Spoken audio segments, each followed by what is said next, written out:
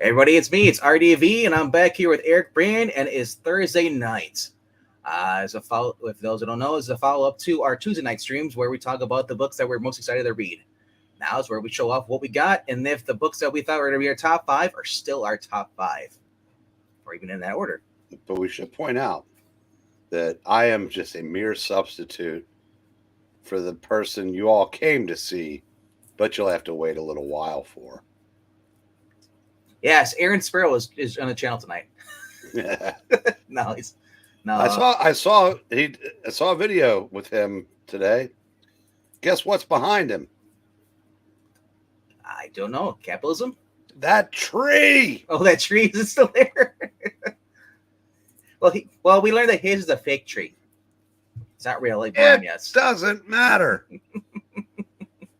You know, I blame you because you said the whole thing with Marania. Now he's going to keep it up forever. And if he's a single man, doesn't have a family, he's living alone, he can do that. He can leave the tree up. You won't. That's a good question. I don't know if there's a Mrs. Sparrow or not. Yeah. Well, if he doesn't take the tree down, there won't be a Mrs. Sparrow. There's got to be, because no single man would have a tree that big in their house. I've never had a tree. Although I do think there's I was trying to do that trees poem, but I don't remember it. Never mind. It's okay. All right, I only got 14 books this week, but actually 2 of them are books I haven't got. I just got the latest one. I haven't got a chance to follow up. So we'll, with that, say hello to Maranya. You put only in front of 14. You know, considering that I've had 20 in the past, plus. Hurry, Zach. Hurry. He'll be here soon. Don't worry. What's the worst that could happen? All right. So Let me anyway, get back to you on that. Anyway, the 2 books I'm talking about, the ones I can't really, and I'm not going to go into reviews over them because I haven't got a chance. Well, one of them I got a chance to read because I just picked up the latest issue. I'm still collecting, and it is by Aaron Sparrow, Death Rage. Latest issue just came out today, or actually yesterday. I'm looking forward to reading it, but I have to read 1 through 6 now. It's a complete series. So, and then also reading Miss Meow, which is connecting, and then waiting for the next Born of Blood. So, oops, wrong one. Wrong book. Unlike E, I don't throw my books on the ground. I throw them on my bed. So, over there. And then Walking Dead. I never, as a general rule, I never put these up against the other books because if I did, I'd always choose Walking Dead because it's one of my favorite series. This is issue number 57. This is I think her name is Tully or just Tula. I can't remember what her name is, but it's the variants, connecting variants. So, man, so 57. So I can't really tell you which one it is, but all I know is it's in between the governor and like right around the area. And I don't want to give any spoilers for anybody who hasn't actually gone through and read the series because there's a lot that happens in these issues, especially we should get past issue 50. So, Vegman? Yeah. Jay is pointing out the painfully obvious. That my chair is dead? It's dead, Jim. Oh. So on my chair, right? Or me? No. I'm close there. Maybe you should maybe you can have a GoFundMe to have it reupholstered. Dude, this chair has been around since 2002. And it still works. The hydraulics work on it still. That's why I'm so tall today. Because I usually have it cranked all the way down as a real thumb because I want to be in level with my monitor. Otherwise, I'm looking down, and I don't like that. So, anyways, all right. All right, so I actually have a top 12. And my number 12 is Cherish by Katana Collins. It's not the worst of the week. I guess you could say because it's number 12 in my pile. You think it's the worst. It's just out of the books I got, it's not my least favorite, but it's not as best as the other ones. So the fact that I do have to get these ranks, so I really enjoyed this series. It's it's gonna be wrapping up. I believe there's another issue after this. I'm not positive, but I just finished reading it. It's been basically this issue is where she basically gets a new assassin to basically attack her. Up until this point, she's basically just infiltrating, doing what she wants to do, and now here comes the other assassin spy that's basically trying to take her out. Is Joe still editing? I'm not sure. I'd have to look if they list his name. He's here. I know he was a little bit. But they mean it. Yep. Edited and packaged by Joe Corella. And then now we know who we can blame. Oh, it is. Why would we blame him for such a wonderful book? It's neatly packaged by Joe. He's a job in the future at UPS. I've never heard that term in relation to comics. Packaged by. Right? Neatly wrapped up, gift wrapped it. My number 11, ironically, is a number 12 issue of Hulk, and this is ending in 2 more issues. This was surprisingly good. It's for those who have been reading, we have, and this is kind of a spoiler review of this, so I'm sorry. So you might want to dip out or check out later. Or for those, a lot of you who are watching, you're probably not even reading these books anyway. Don't care to. They're just here to see you. Exactly. Why would you not? It's actually the hat. Duh. They're just here. They're just here for the hat. Really, you know. They're wondering, will he ever take the hat off? They just want to see if you've got that, 70s. That guy. This isn't 1970. The bald guy dancing with the comb over. They want to see if that's underneath. Yeah. No, you'll never know. When you see Ash is actually showing his face, then you'll actually see me take my hat off.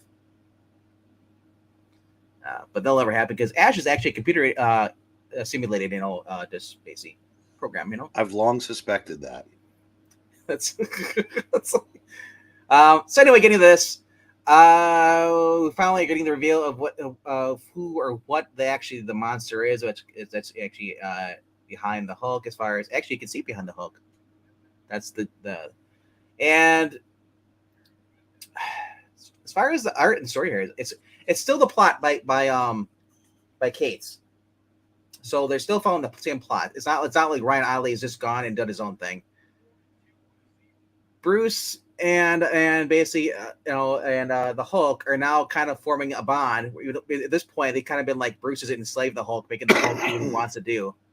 But now we're seeing we also learned that Doc Samson, as a real thumb, they've had Doc Samson in this doing a therapy with Bruce, and we all thought it was like a program, but it's actually because he's in real life. He's actually whoever Bruce is, he's mentally linked with them. So so it's actually the real Doc Samson, just psychonically, basically telepathically talking to him. So that was kind of cool. And yeah. It looks like the Avengers are going to be involved next issue. But there's only a couple more issues left. So. Would that be Captain Marvel's Avengers? They didn't show Captain Marvel at all. Because she's the leader of the new Avengers with Jed McKay. Like I said, as long as Jason Aaron's not writing this, I think we'll be fine. So. Nah, right. As long as Captain Marvel's the leader of the team, it's going to blow. It has to, because they're gonna make her the bestest of everything, because that's the edict at Marvel. Literally, it's not like you said that Captain Marvel was gonna blow. Well, we don't, but they know she doesn't swallow.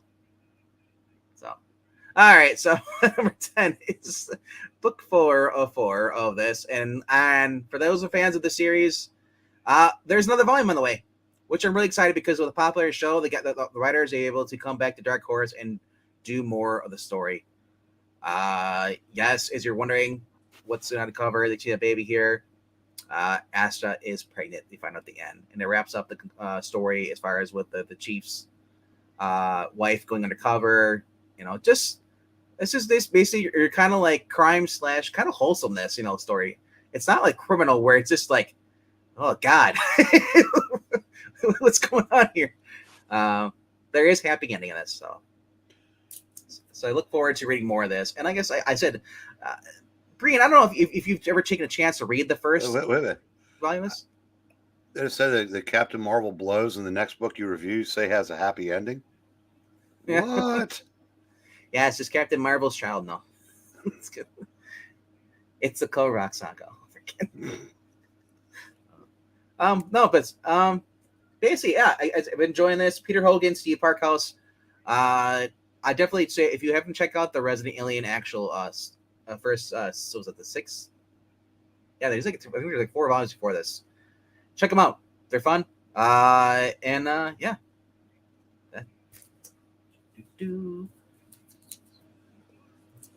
10. Wait, this is number 9. Yeah, wait here. Number 9 is actually Monogram Buff Photon. Talk about kind of, it's actually a book that's actually getting better as it goes on for me. Her parents are still involved in this. We don't know as far as what's causing this. We're led to believe it's beyond her, but at this point, it could actually be Monica herself. Could have broken time and space. And she basically in here. We get the Roger Stern's Avengers are in here too as well. So, in this for a good chunk of the book, it's been a fun story.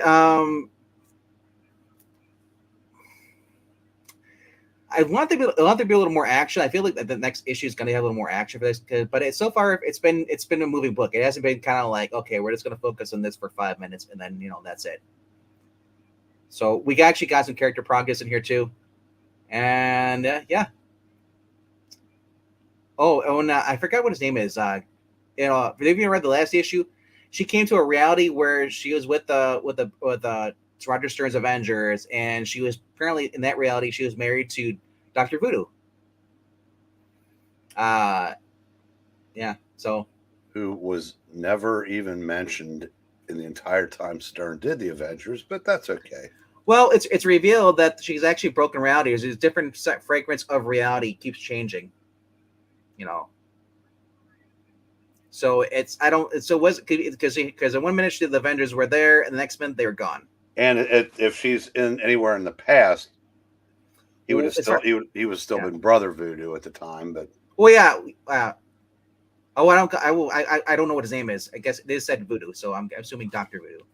Well, Jericho Drum, he was Brother Voodoo, and then at some point they did call him Jericho though. Yeah, he became the Sorcerer Supreme. Yeah, because the time they were passing that around like candy at Halloween. And he became Dr. Voodoo, and he started banging the Scarlet Witch. Yeah, Scarlet Witch. She gets around. She does. Her brother knows. Alternate universe. No. The less said about that, the better. All right, so it's been an enjoyable book, which is really hard to come by on Marvel books these days. When I say that, because I've seen the atrocities, what's going on with Amazing Spider-Man. Pretty sure that was done by somebody that we're going to be talking about one of his books later, too. Yeah, too. Probably. But, like I said, check it out if you haven't. The worst that can happen is that you spent, what was it, like $3.99 on something, which you could easily turn around and just flip. It's not like nobody's out there buying this book. Unless you guys, I don't know. I'm rambling on. Racist Marvel has that. There's always one. Wait a minute. Okay. What was racist Marvel has to make sure all their black characters marry each other? Huh? I guess because Storm married Black Panther. Or were dating back then. So they got married. It was a big deal. Yeah. Not sure why they ended that actually, but probably because all new, all different. Or they wanted. I'm sure they at some point they decided Storm don't need no man. Well, that's how they feel like Spider-Man. Spider-Man don't need no woman. Well, I don't like what they're teasing for issue 25. I shudder to think what the most shocking story in 50 years. Yeah, I've heard Original Sin coming back. I have heard that maybe. My prediction is that Mary Jane is still with this guy, and it turns out those actually are her kids, and she's pregnant with the third one, the guy. Or we find out that Peter actually comes out and says he's gay. Or Mary Jane actually is dead. Yeah, so this whole entire time, Peter's been in limbo. That's why nothing's going right. Who knows? Maybe we'll just get one more day again. Yeah, the shock won't be that they're giving fans what they want, which would be the most shocking story in 20 years. Honestly, Ash, she doesn't have to be with a white guy or a black guy. She can be single for all I care. Why does she have to be? Why can't she not be with a black person? Why do you think that's racist? I think that's racist to think that way. But moving on from that, we're not going to talk about that. We're going to talk about comic books. All right. So my next book, my number 7, or actually number 8, actually, is The Barbarians. Did you happen to see this at all? By Brian Haberlin? I did. I actually liked it. And I actually found the actual the Virgin variant. So somebody had like this basically took it off the shelf and then left it in one spot. So you buy the like 2 versions of the same book? Well, I originally saw this, and I couldn't find it in my store. So a lot of times I'll buy a book, so I have a copy. Because when I go to the next store, because sometimes they don't have. If I miss it from one store, the other store may not have it either. So I usually just buy a book, and then what I do is I just will go flip the book. But you could have bought, with that money, you could have bought another quality Marvel title. Well, I did. It's coming up soon. All right, so the art of this is actually, this is actually the issue I was trying to get. This one here, with the main character. So, the art of this is actually fairly decent. It's kind of an indie book, you'd say, for Image. This feels more like almost like basically a sword and sorcery book. Is the way it comes out to me, and it just feels like I'm just a witness, watching somebody tell a story or play a game, kind of like the Bard's Tale. Centers around a young woman, a barbarian, and her brother, and when they're younger, they survive the attack, and she's basically just trying to get along by working for different guilds. But what's up, Zach? What's up, everybody? Not much. Did you read this? Read what? No, my shop didn't have it. The jerks. It's because Venkman bought them all. Oh, did he really? It's got all the copies. I thought it was so that's into your art. That's not too bad looking. It's kind of like almost in like Fables, in a sense. And I mean like the Fables the game. I don't really mean like the Williamson one. Oh, but overall, it's a fun book. It's gonna be one of those quest books. They get a coin. In order to make coin, you join this person, and then there's the 2 ominous women, who are basically following them, and we don't know if they're villains or if they're actually just like other heroes or the mercenaries.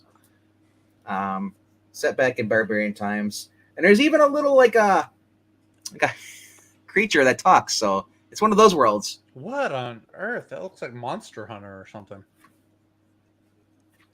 Kind of like that. There is a scene where I see them where they're walking out, the brother and sister, and it was actually kind of cool. See if I can find it here.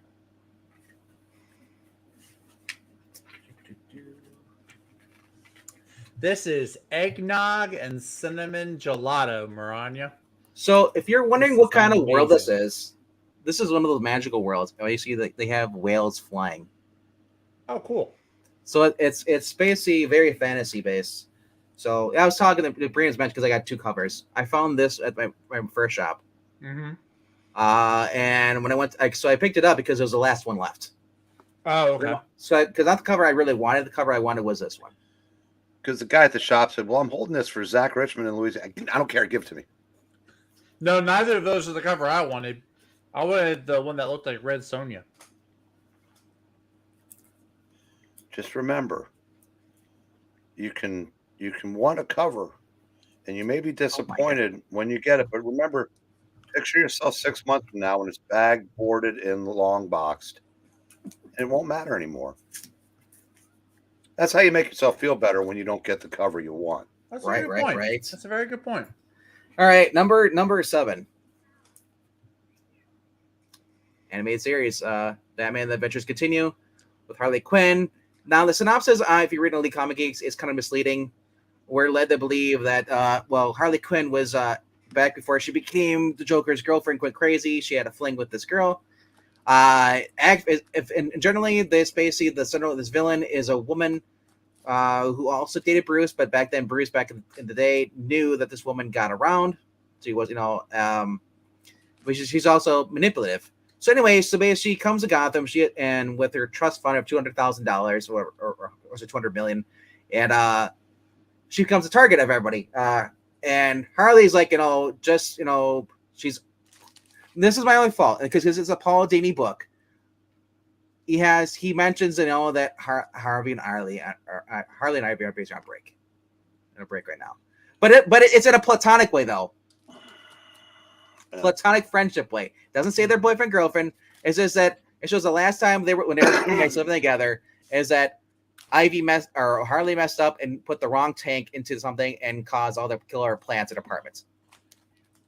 Now, did I hear you correctly that they said that Harley had a girlfriend long time ago? Before this, Harley thinks that they're a girlfriend, but it turns out this girl was actually just using her. Right, but Harley didn't know that, so that's for all the shippers to say, "See, she was like that all along. The Joker was the fake one." Yeah. Yeah, a little bit. Yeah. But it didn't really detract from the plot for me. It was actually just kind of crazy. It's Harley and Batman teaming up. Find out where this woman who supposedly was kidnapped. We find out at the end that she actually faked her kidnap, and she was trying to get her own money because her parents put her in a trust fund. She can only take so much out at a time because of her lifestyle. Her parents, that she was a party girl a while, and they couldn't trust her with the money. Now, did Paul Dini create Harley Quinn? Was he the one who did that back there in '94 in the animated series? I know it was Paul Dini and Bruce Timm. Okay, whoever it is. God, biggest mistake ever made at DC Comics. Honestly, at this point, it doesn't affect me as much as anything. Yes, it was Paul Dini and Bruce Timm. She's just the most overused. What became a problem is when the person writing the comic books decided to change her. They all write her. I don't even care about how they write her. Well, you got to go back. You got to go back to the writer who actually changed her sexuality, because before that they were just friends. Doesn't matter. Doesn't matter. I said she was overused before they decided to make her Ivy's tart. She's Deadpool. She's just DC's version. Yeah, and that's Marvel's biggest mistake. All right. Number 5 is it's actually this one here. Swamp Thing. Green Hell. I didn't realize that was one of the black labels. Yep. That's kind of cool. Hey, that guy doesn't look anything like Keanu Reeves. No, he doesn't. It looks like Sting, doesn't it? He does. He does look like Sting. Actually, he kind of looks like a combination of Sting the wrestler and Sting the lead singer of the Police. Double Sting. Is this Doug Mankey writing this with Jeff Lemire? Monkey. Monkey's the artist. Well, and here's the first cover, the first issue. So this is the second printing they have, so I want to grab that right away. Can you open it up and show a couple pages of art? I love Doug Monkey's art, or how you pronounce his name. So when we first left off in the first book, we found that basically because the world is towards the end, Alex Holland had served his time, so he basically was allowed to be in paradise with the souls of his daughter and his wife. No, and their thing. Until Constantine basically says, "Hey, bitch, we need you. Come back." And he gets sucked away. And he's transported back to basically this Earth here. And he's basically, of course, you get some classic dialogue and all with them. See, working together. And he's pissed, It's funny because the first time we met Constantine is actually in Swamp Thing, back to more. So I thought it was really cool to see these two characters back together. That's really popped. And the first book Constantine doesn't show up to the very end, because at this point, it's just everything's going on. It's setting up the world building, and all they say there's a guy in the the lamp and basically the lighthouse. You're not allowed to go talk to because in whatever reason. When we find Constantine there, it was hilarious because he's just sitting there, alone by himself, and he has basically a bunch of cigarettes butts all around him and a bunch of empty bottles.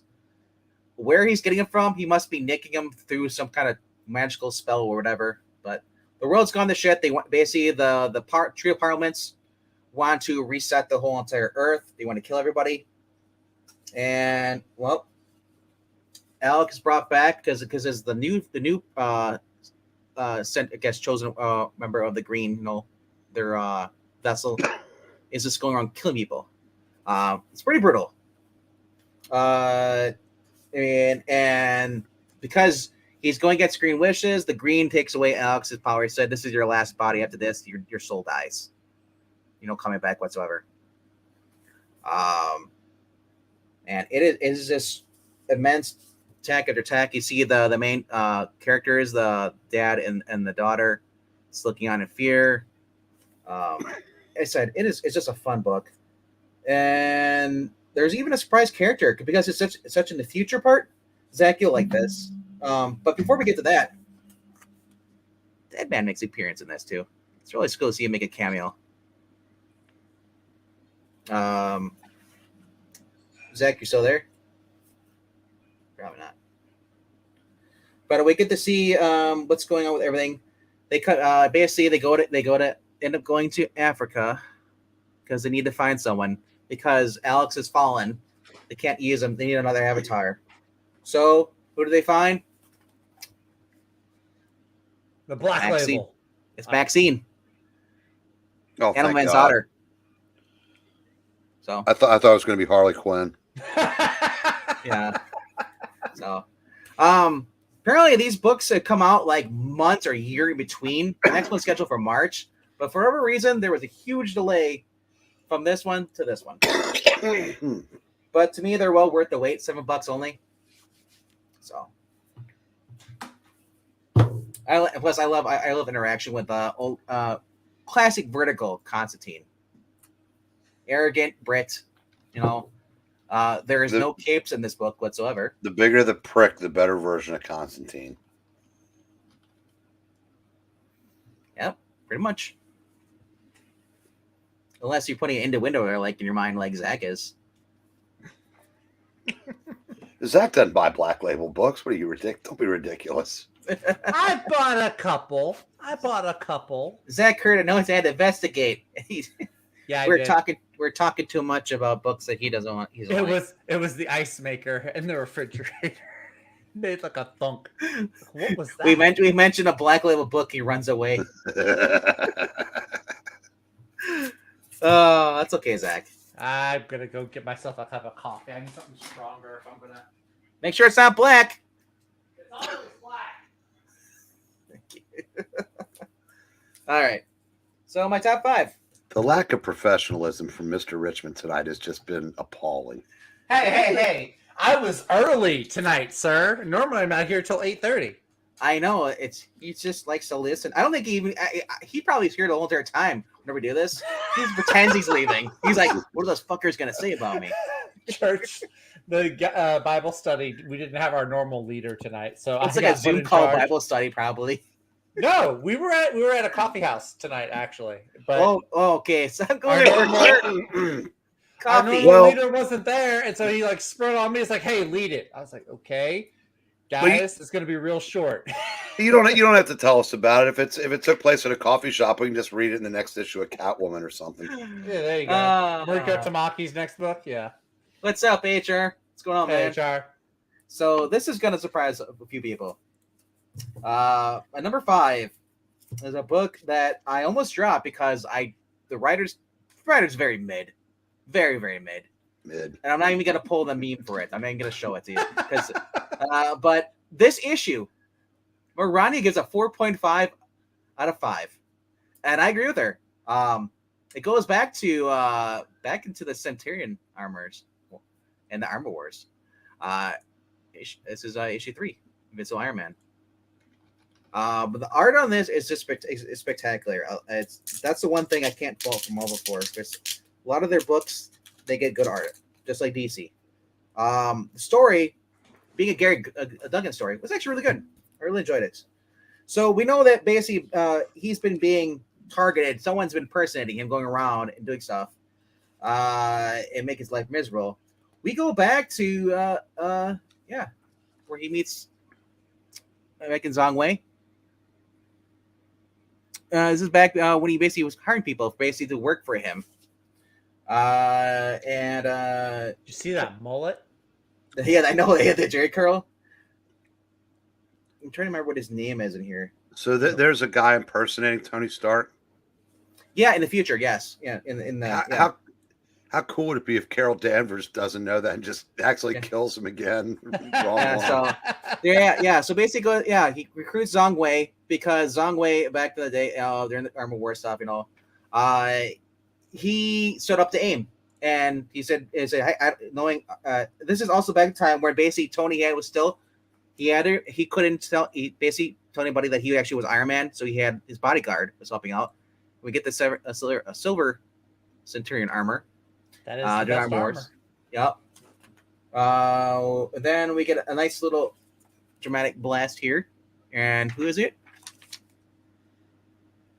It's Rhodey. Look at that Professor X helicopter. Yep, War Machine copter, they call it. So it just there actually was it's been pretty humor here. It's like it's like everything that keeps happening. So Armor's always like and of course he's the bodyguard. He's like, don't worry, Mr. Stark will pay for this, and my car, he'll pay for that too. But I've been liking this, and then of course because the reason why Zongwei is in this because in Zongwei has just been murdered. I don't know who killed him, but this is present day. Like I said, the art is actually been pretty good for Iron Man books.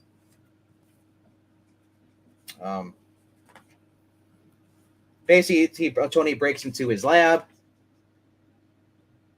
doing the old-fashioned way, and then he goes in there. They finds out there's actually the evil Iron Man, and they basically he sprays it with liquid nitrogen, and then they find out who it is another Tony. Now the great thing would be if this is actually the Tony. It says it's actually the real Tony. He's like, you fucking retard. You almost married what's her name? Hellcat. But where is Rhodey's? Does Rhodey not have his armor right now? Is that why he's in the copter? Or? No, that was in the back. That was in the past. It was a flashback. Oh, Rhodey's right next to him. That makes sense. Yeah, whether in the present. And it's basically this. Look at this art here. I gotta admit, for 2023 Marvel, that's pretty decent art. Yeah, it's not shabby. And this is of course. Then you see who the retro villain is. It's the guy from the X-Men Gala. Who basically is just like this. I was talking to Eric about this offline. He's just there because this is basically a challenge. He's having fun. He's just toying with Iron Man, making his life miserable because Iron Man basically showed him up at the gala. Was he wearing his gown? No, he's wearing a white suit. This is a suit. Kind of looks like Mr. Negative, but he's just got the red skin and the white hair. So, like I said, it's pretty cool. Mr. Negative. He didn't have the armor at the time. That's why he was in the copter back then. The Silver Centurion armor. Rhodey did not. Rhodey was not War Machine. He didn't have the armor, at least in that part of the era. The first Armor Wars, I believe. I think he got the armor. When exactly? Ron, you're there. You can say. When did Rhodey get his armor? His first appearance as War Machine was, I think, Iron Man 282. Yeah. Yep. Yeah, he's just your classic regular villain who basically wants, dude, there's always now this is a common trope. I agree with that. That's not as bad as you think it is. I understand Ash. You're like, oh, he's only because his because what Tony did this. Tony pisses off a lot of people. Look at Obadiah Stane. What was it? Eagle. Me Maniac. piss off Obadiah Stane. Obadiah Stane wanted his company, Right. wanted to humiliate Tony. Yeah, but it wasn't Yeah. because of anything he'd done. He just did it. Yeah. But like I said, it's not the first time we've seen that. So I'm depending on what kind of villain he's going to be like. It's like at this point, we've seen. I mean, I would like Ronnie said, it'd be cool if it was the Mandarin or somebody else, working against him. What if he's the son of the Mandarin? Well, what if he's Canadian now and he's the people Duran? Yeah. We'll just get Justin Hammer. Justin Hammer is the same kind of person that would try to manipulate and make Tony look bad so he could profit off it. What if instead of Justin Hammer, it's Justin Trudeau? And at the end, Tony Stark no longer has. He never. At the beginning of this, he didn't have his business. He was broke, so basically Stark International was basically it ousted him out as CEO. And so this person basically took over and now has control of Stark Industries. But I don't know. Like I said, it's I usually don't go for Gary Duggan stories considering what he's been doing. So he is very mid. Remember, writing. It's Jerry, because if it was Gary, when Doc calls him generic Duggan, it wouldn't have the same effect. At this point, he's not Jim Duggan, so he's mid. I don't care what you call him. Because you're supposed to say, I've heard it both ways. And then I would say, when I was a boy. and then I would say, I'm Mysterio and ready to monologue. All right. So my number 4, Fight Club. This was a fun series. Eric, I don't know if you're still following this series or not. It's been a fun story. We'll get to that. We'll get to that. When I cut in front of Zach like I usually do. That's okay. I'm happy to be the Breen of this 4-color fossil analog. Well, you could have come on last night. We were desperate there was for guests. Wait a minute. That didn't come out right. But we put the thing in the chat that you could have hopped on because I said I point out, I said when everybody is old and one week you have 10, the next week you have 4, you got to ask questions. Well, it's the reason why I popped in. I said that would happen to is there a vacancy now? He wanted you to come on, by the way. I couldn't. I was busy with other streams. Well, I know. We understand how important you are. You're the future. Yes. Once we're all gone, you'll be the 4-color fossil. 5, because I have 5 senses. Oh, sometimes. Like I said, I don't really want to. This is one book I really don't want to spoil for people because this actually is a good book. Unlike the Duggan book, it's a hit or miss on that, so it does. But this is, like I said, this has been a fun series with the three kids, and now they're coming across a rival, so they're making enemies. I'll just say that. And this is the guy leading their who's basically gonna track them down. Overall, they're still written as kids. It's selling for $1.99, dude. It's Mark Millar writing it.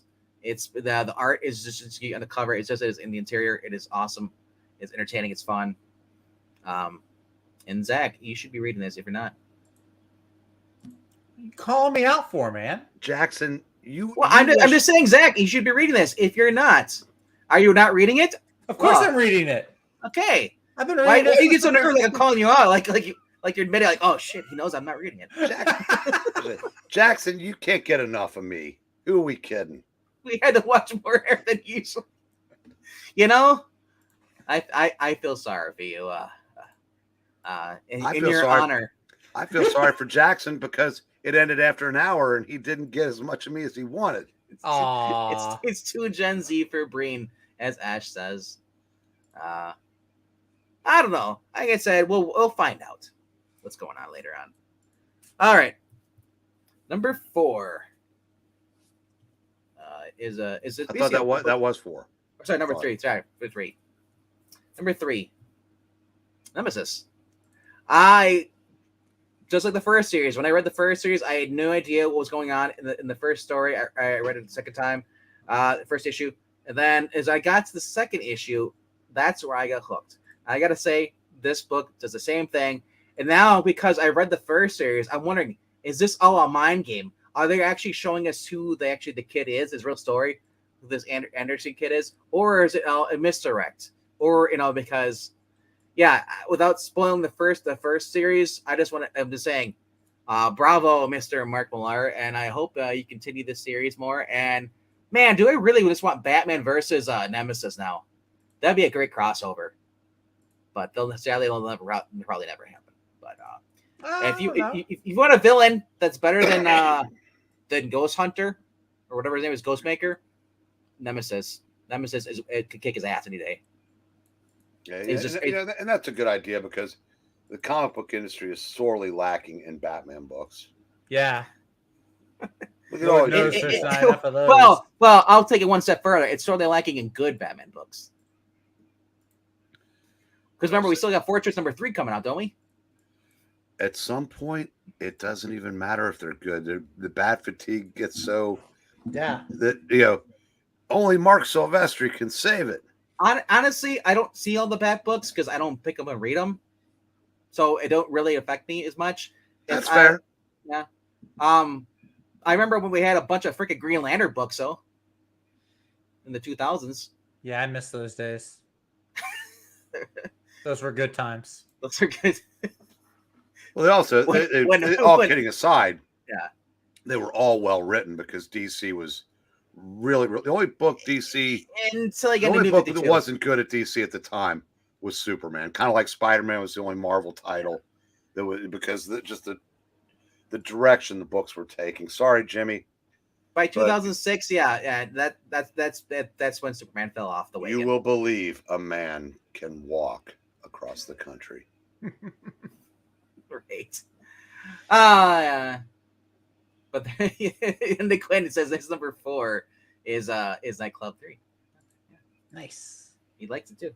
Like I said, it's a fun book. It's a Nemesis. Like I said, I just love it because just when you think it's like, oh my gosh, and then something else action like tops it, and it's like, well, all right, I guess this is where we're going. Nonstop Batman or nonstop Nemesis. Sorry, just fun. Number 2 is a book that I just once I read it, it just shows you that you can't beat the original writers. Chris Claremont in here in Sal Roca. It's just been fun. This is the Dan Jurgens variant. Of course, I wasn't gonna only get this one, but I love the main art by Sal Roca too, so I got the main cover. But God, those really do look like it's 2002 again. Yeah, the one on your left hand. It is amazing. Yeah. Well, this one is that variant. Yeah. Yes, this is the Dan Jurgens variant. Yeah, they both look good. I like them both.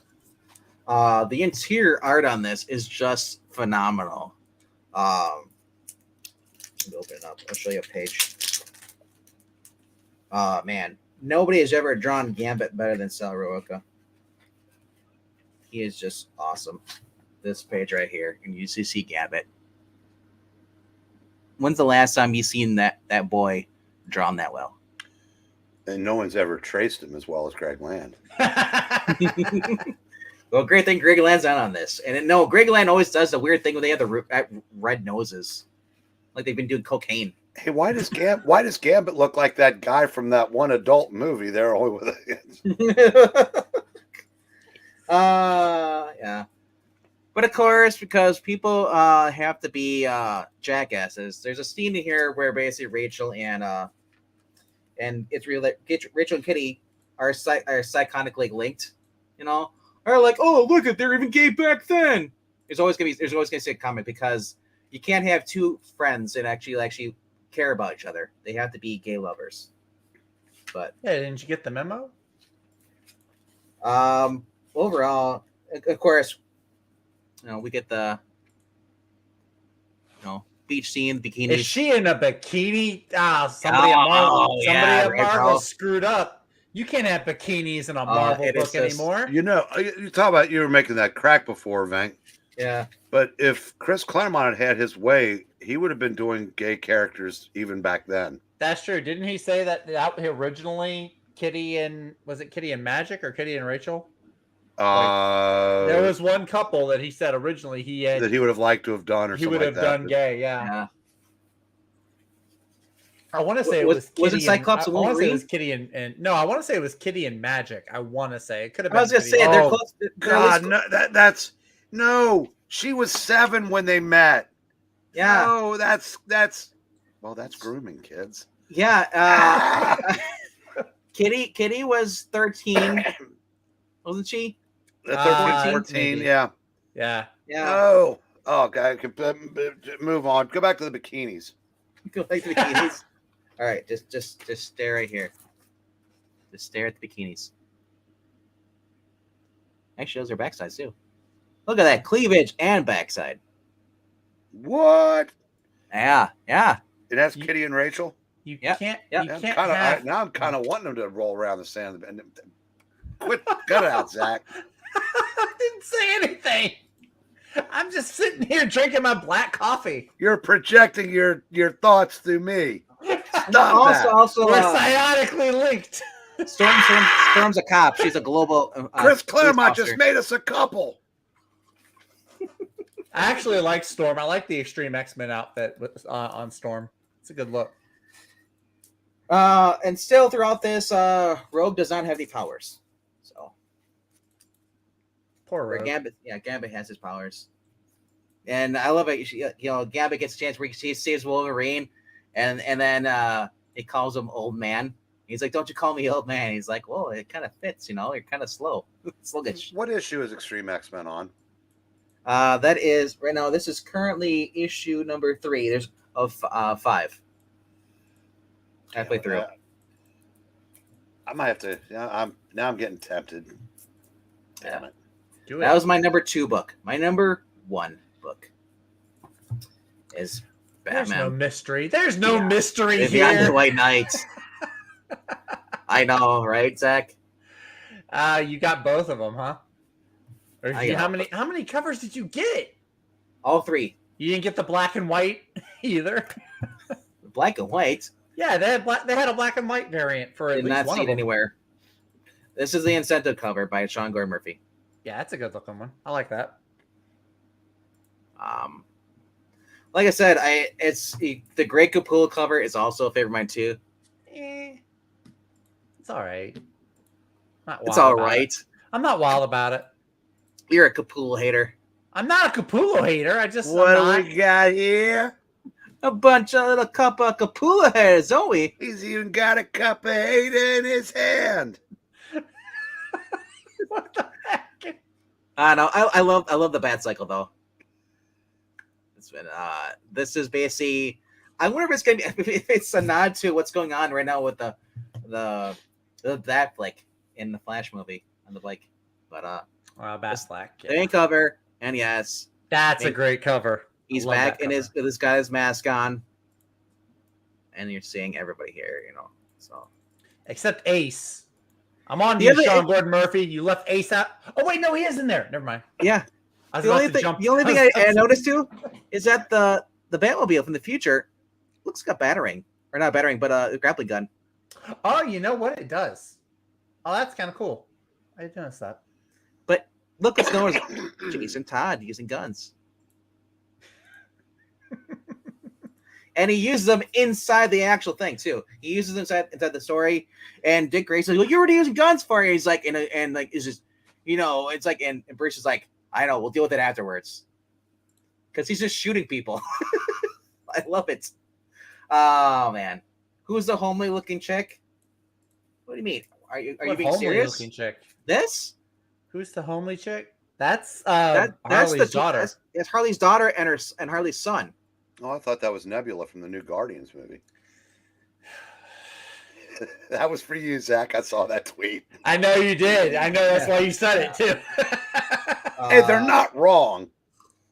I mean, they're not wrong, but it's also not worth making that big of a No, stink over. no, but I mean, good God, what happened between those movies? Oh yeah. The other one was with Superman.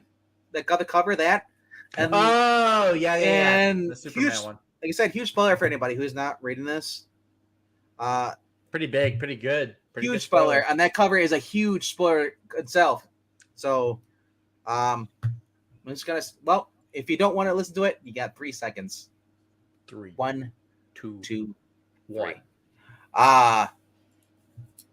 So basically, they cover with Superman. You're seeing in there. That's rumored to be the next story arc. Because at the end of this, he comes across Superman, a picture of Superman, and he's like, I don't know who this is, but there's a new superpower. He's like, so he hasn't met Superman yet in the Murphyverse. So the next encounter is going to be possibly Batman versus Superman, Sean Murphyverse. And they're gonna be ripping each other up, and then they're gonna realize their moms named both Martha. Well, to be fair, this is a different universe, so maybe Superman's mom has a different name. We don't know yet. But man, there is another series coming out after this, and actually in the next month, I believe so, or April. Yeah, the Generation Joker. Yeah, one shot. Yeah. So, some questions about this. We don't know where the AI program of Joker went to after this. You know, will he come back over? You know, will he build himself a body, a clone body?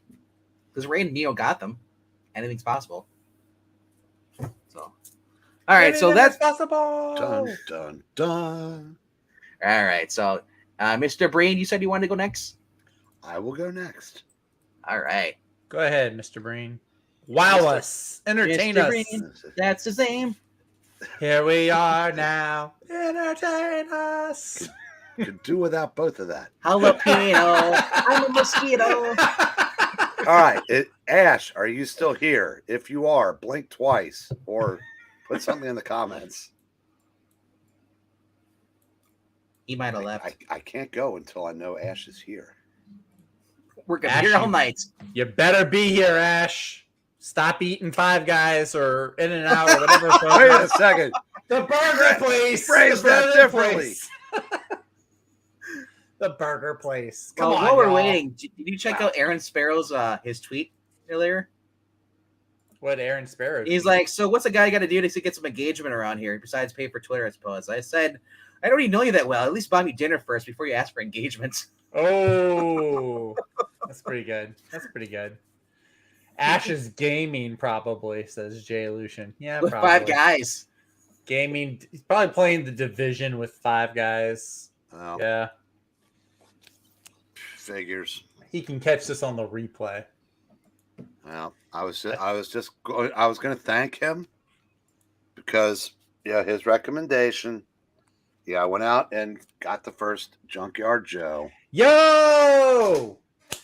This is proof that I don't just have it at the shop. You can see all the little nerd shit behind me. Nice. Yes. What'd you think about it? I liked it a lot. Yeah, it's good. I like it more than Geiger in some ways. I'm probably going to check out I'll probably pick up number 2 tomorrow.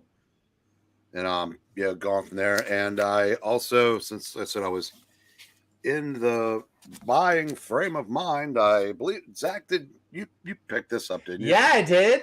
Yeah, that was a good one shot. I liked it. It was I'm gonna quote Aaron. It was a comic book. Yeah.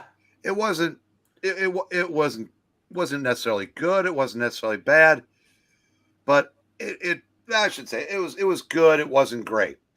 As one-offs go, I said. I mean, are you trying to say it was? Yes. Yes. I learned by watching you. Oh, that's wrong. The wrong thing. Okay. All right. I did it one time. You're a fast learner. Yeah. The other thing will be part of this, but these are in no particular order. I picked up Betty the Final Girl. Didn't have it at my shop. The covers, I mean, the title's very misleading. It's another story where basically where she's meeting Veronica at I was going to say at a lodge, but that would be too on the nose. But and while she's waiting for her to, she shows up and then she goes to do something, and while she's waiting, she tells 3 stories. But there's a twist at the end that's kind of clever. Won't go anywhere because lovers now. No, they're friends. No, that's the one couple that we're all dying to see is the one we'll never get. Jughead and that's right, Archie? Jughead and Archie. That's exactly what I was going to say. Archhead. Oh. Danger Street, number 3. Uh-huh. Quarter of the way home, Tom, and he hasn't crapped the bed yet. Huh. They're just kind of like it's another building up issue, but I said I'm liking this, and I said the only reason why I got it was he uses the characters from a mid-70s DC series, not mid, 70s series. A mid is in the middle of the decade. Just want to point that out. Called First Issue Special. And it's 3 issues in. I think he's worked everybody in already. I know he's got like Lady Cop and is Manhunter in? I think Manhunter is one. Mm-hmm. And the Outsiders, the Green Team, that's the little rich kid. Yeah, the Green Team. I remember the Green Team. There was that was Warlord one? Issue 8 was the first Warlord appearance. Metamorpho had an issue in that. The New Gods were the last issue. The Blue Star Man. So he's and Atlas, who was killed off early in the series, was the first issue of that. And the Outsiders, not to be confused with the Batman team, but okay. And I said if he can just remember that he's got a clever idea to work with and doesn't do anything stupid like have Lady Cop emasculate Starman and Warlord while they're being what I'm saying, it's Tom King, his mommy issues. Yeah. Speaking of Batman Outsiders, I saw number 1 at my shop for like $20. That's too much.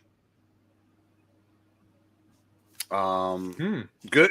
It's good book, but it shouldn't be that much.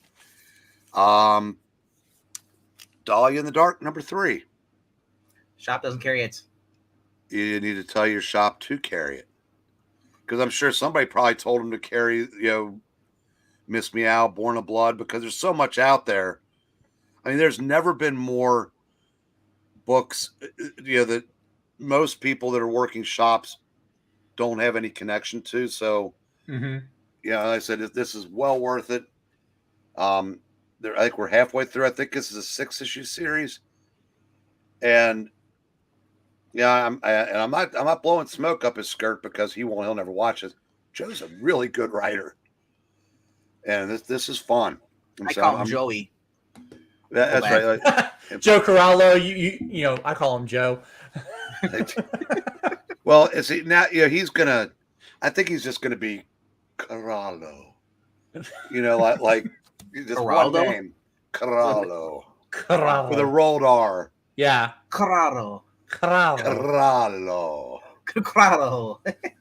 Tu es muy macho. Corallo. Ay. That's right. Well, if Joe ever does see this, well, I'm just gonna start putting up a picture of him every time we mention Joe. It's gonna go on the screen. Do the one where he's got the James Bond, where he's from the wedding, where he's got the champagne glass and the tux. And it says Corallo in cursive. All right.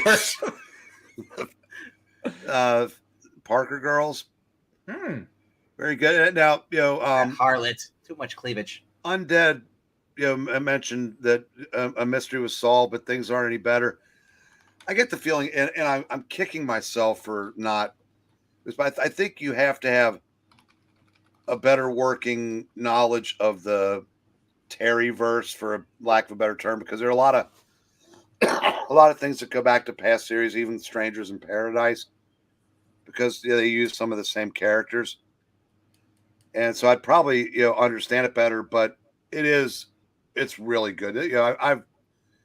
I did read, I think, Serial all the way through. Or I can't remember now. But anyway, well worth picking up. You shouldn't read your cereal. You should just eat it. I understand it's alphabets, but still. Somebody stop him before he jokes again. Alphabets, Cinnamon Toast Crunch, man. Now, again, to Gen Z, I thinketh not. Oh, he got the black and white cover. Because it was the only one left. Nice. I was not blown away by the first issue by any stretch. But right. When I found a couple things I wanted to get yesterday, it's just like anything else. Once you get the ball rolling, other stuff starts looking better. Mm-hmm. So I figured I'd go ahead and catch up on this. Hell, it's like $2, which, so I picked up issues 2 and 3. I like the kids. I think it's kind of believable how they would act in that situation. I loved when in the second issue when he turns the girl, and then the third guy said, "I'm not going to do that." When she wakes up, he goes, "Yeah, he caved like 5 minutes after you." But now is the guy that put the team together? Is he the bad guy? I think isn't he the one that shows up at the very end of issue 3? No, is that him? It's a different group.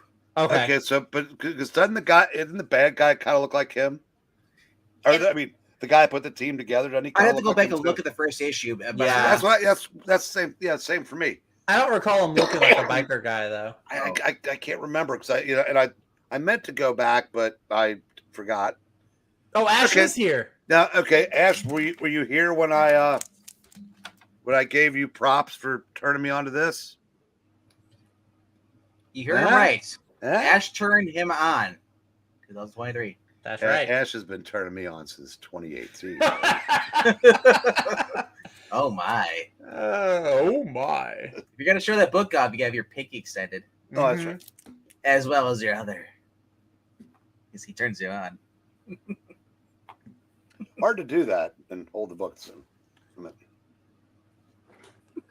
Oh my. You hold it daintily. Daintily. Ash says he had to leave because RDV was spoiling White Knight, so he didn't hear you talk about Junk. Is that daintily enough? I can't help you if you don't read the book. Read the book. You know what we do here every Thursday.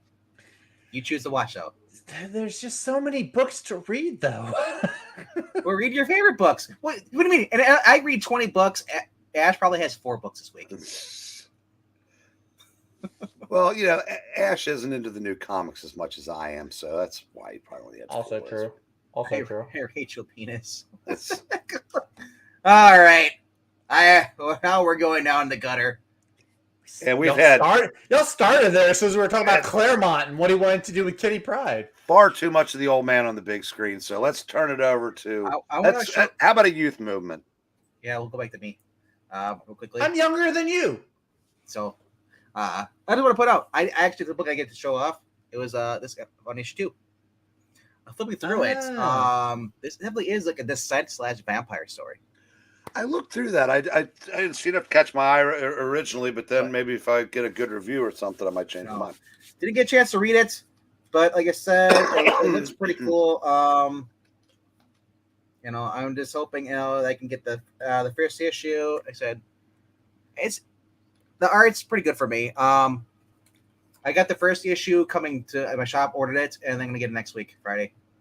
So I'll be able to give you guys a review. Probably by the third one comes out. So I'll cut up. Now he'll go to Leave It to Beaver.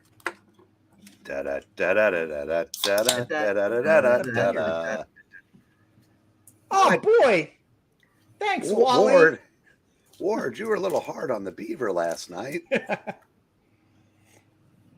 All right, everybody. I've got books. I got a good chunk of books this week. I got some trades. What? I got some trades that might surprise some of y'all. But I'm going to start with the floppies first. Is it Luke Cage? No. No, I don't. I'm not have any surprised Luke then. Cage. That would be Luke a Cage- surprise. Luke Cage does not have any ongoings right now. Hey, Andrew. So Anyway, okay, starting off. So I have, how many books is this? This is seven floppies. Bottom of the list. Dang it, Rachel. Yes, I mean That's right. Yeah, Zach's going to talk about 7 floppies. This is the flop. Yeah, God. 5 guys and they're floppy. I need Comics. something in this. This coffee needs to be stronger. We're at 15. All right. We're at 15 viewers, so I'm happy. All right. Here we go. Vickman doesn't think I got this. Iron Man number 3. Read it. Well, the reason I said because I said like, Zach, you should read this unless you're not, and you're like, well, flabbergasted, like, like I'm calling you out. I'm like, I'm not calling you out. I'm just saying you should be reading this because this would be a book you'd like. This was mid. I'm sorry. This was a mid book. I'm sorry. I'm sorry that you're blind, and so you're saying that Marani's a liar. I'm not saying Marani's a liar. Marani, who is very screwed about Iron Man books, she suffered through all the worst of them, and then she finds one that she actually likes. You say it's mid. I say you're mid. Mid does not mean bad. Mid is neither good nor bad. It's literally mid, as in middle of the road. It's not good. It's not bad. It's not great. Just say you're not an Iron Man fan. I like the cover. The cover is cool. It's got my favorite Iron Man armor right there, Silver Centurion. Look, I appreciate. Look, this is the first issue that hasn't had what's her name, Riri Williams. Where Iron Man like worships the ground she walks on. Haven't had to put up with that. Okay. I appreciated the flashback. It threw me off at first because there was or at least I didn't see where it was like 15 years earlier. Like the very beginning starts off the flashback right away. I didn't see a thing where it said like this, flashback. Well, especially when they clue you into the Armor Wars, it's a pass. Well, yeah, I had to figure it out. I was like, wait, Tony has a perm or a mullet or something. Jerry curl, whatever you call it, that old style haircut. So that's kind of where I figured it out. And then where I saw Rhodey flying around in that weird little helicopter, I was like, oh, this has got to be a flashback. But no, I appreciated it. It was mid. It was good. Not bad, but not great. So I like the cover. So following that up, we got Incredible Hulk number 12. Pretty interesting. So I guess Otley's run is about to come to an end here, I guess, pretty soon. He's got like a couple of issues left, maybe like one or two more issues. It's he's still following King's plot though. I know there's an annual that's coming out, and then I guess there's number 13.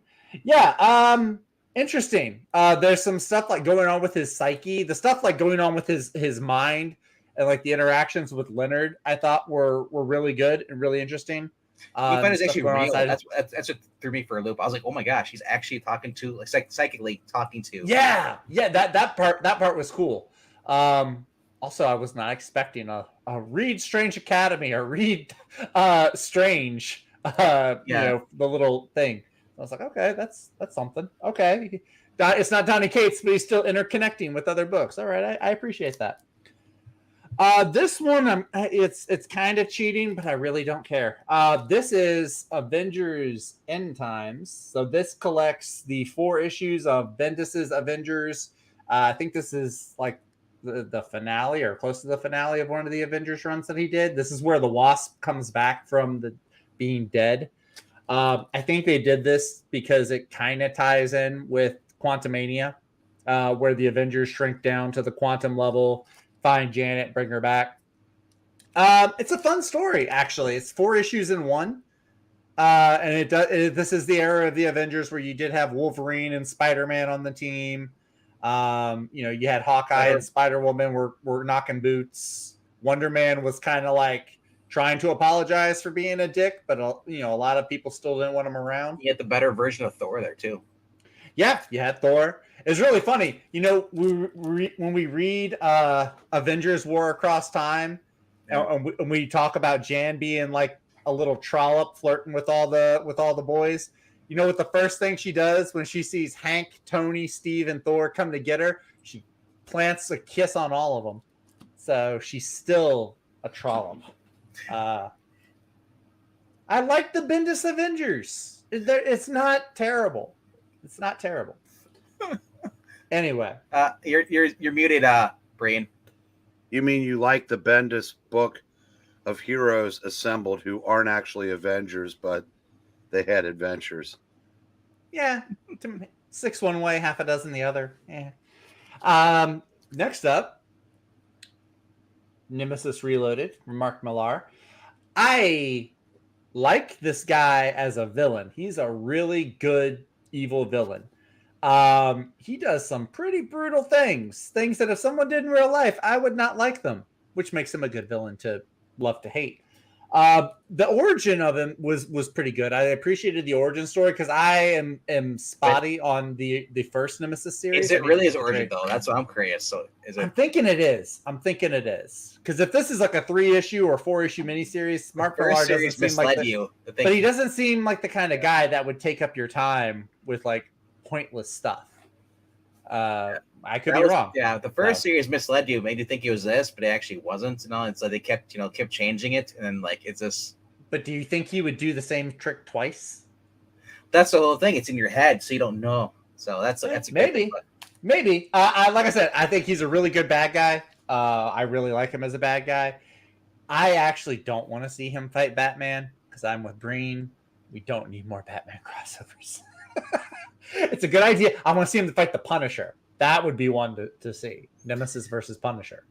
Like I said, he's not. People say he's evil Batman. He's not evil Batman. No, but he is. He's got his weapons. We're learning more about his training and stuff like this. Who's the organization? That's what I want to know. Club. All right. I'm interested about that part. Top three books. First of all, we've got this is number 3. We got Fantastic Four. Is this number 4? Yeah, it is. Number 4 from Ryan North and Iban Coelho. We find out why the Fantastic Four broke up, why they were separated, why they weren't in New York, and why people weren't too crazy about them. Pretty crazy stuff. I say crazy stuff. It's Reed did something with his Spock-like thinking, didn't consider other people, and something pretty bad happened. Not bad. It ends up getting resolved eventually, but I'm not going to spoil it. You can go ahead and spoil it. Dear God, don't spoil a Ryan North book for me. I might fall asleep.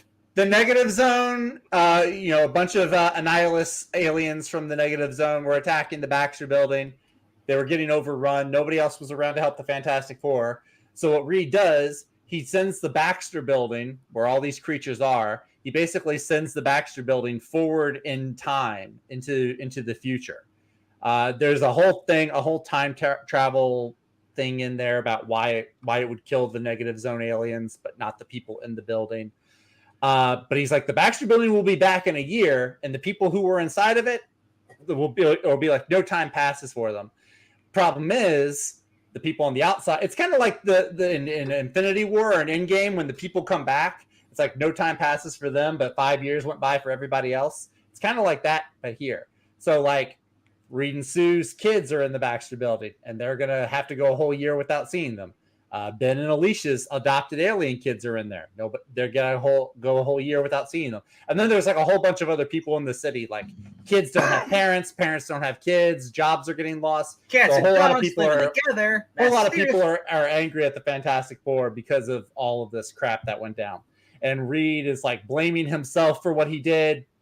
And, Ben and Alicia were doing that. So really, actually, this is the best issue so far. Not just because the team finally comes together, but I really did enjoy this. I think it was a good story. I kind of talked about it a little bit with one of the comic book aficionados. We kind of exchanged thoughts on it a little bit on Twitter. So yeah, really good. I'm kind of surprised. Ryan North could write this, but then he also had Squirrel Girl.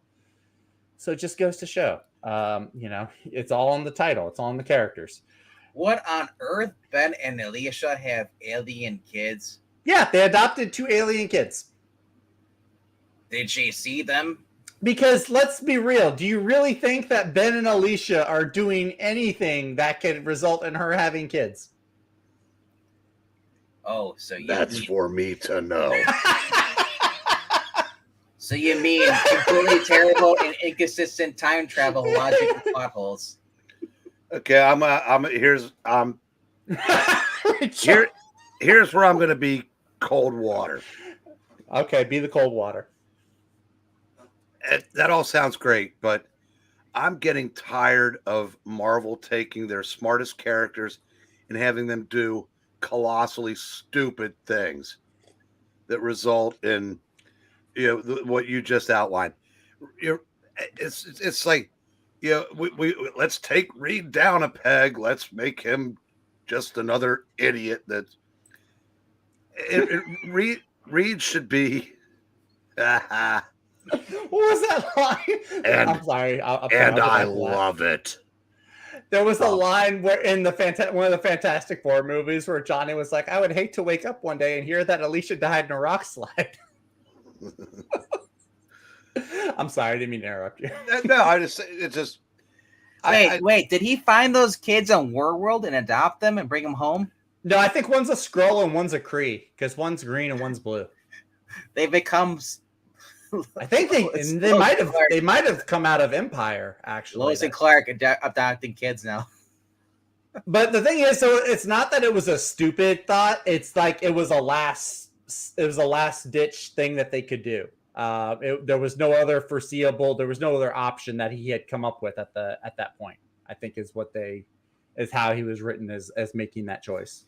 Yeah. So it also please bring up a good point. When did this happen?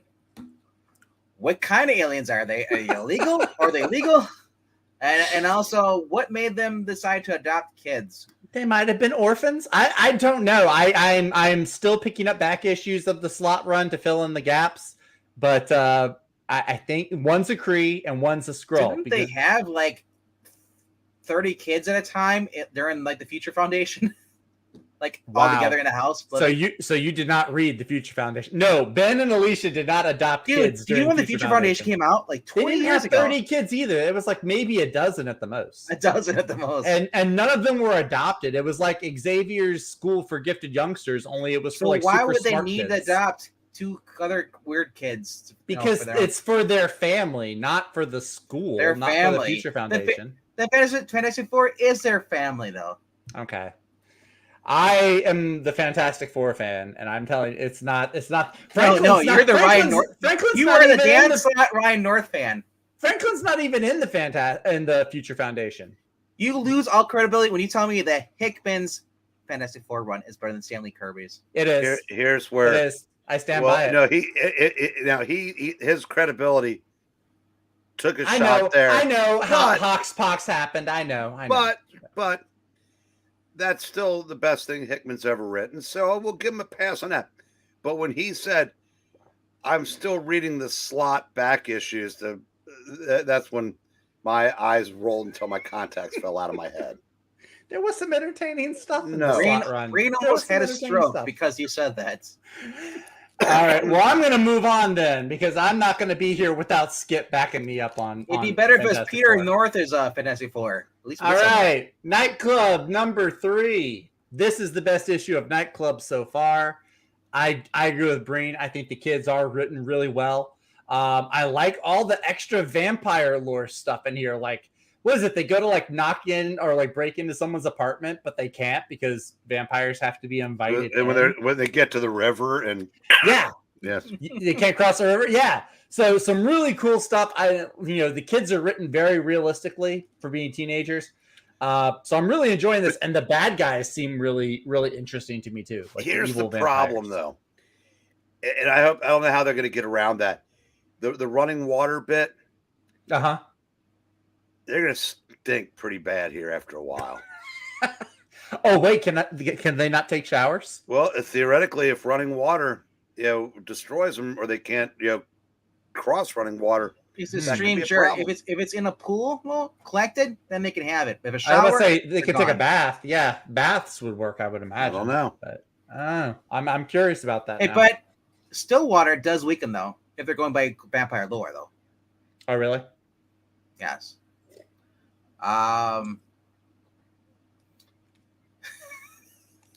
Okay, I thought you had yes, something else. Rhaegar. They took our jobs.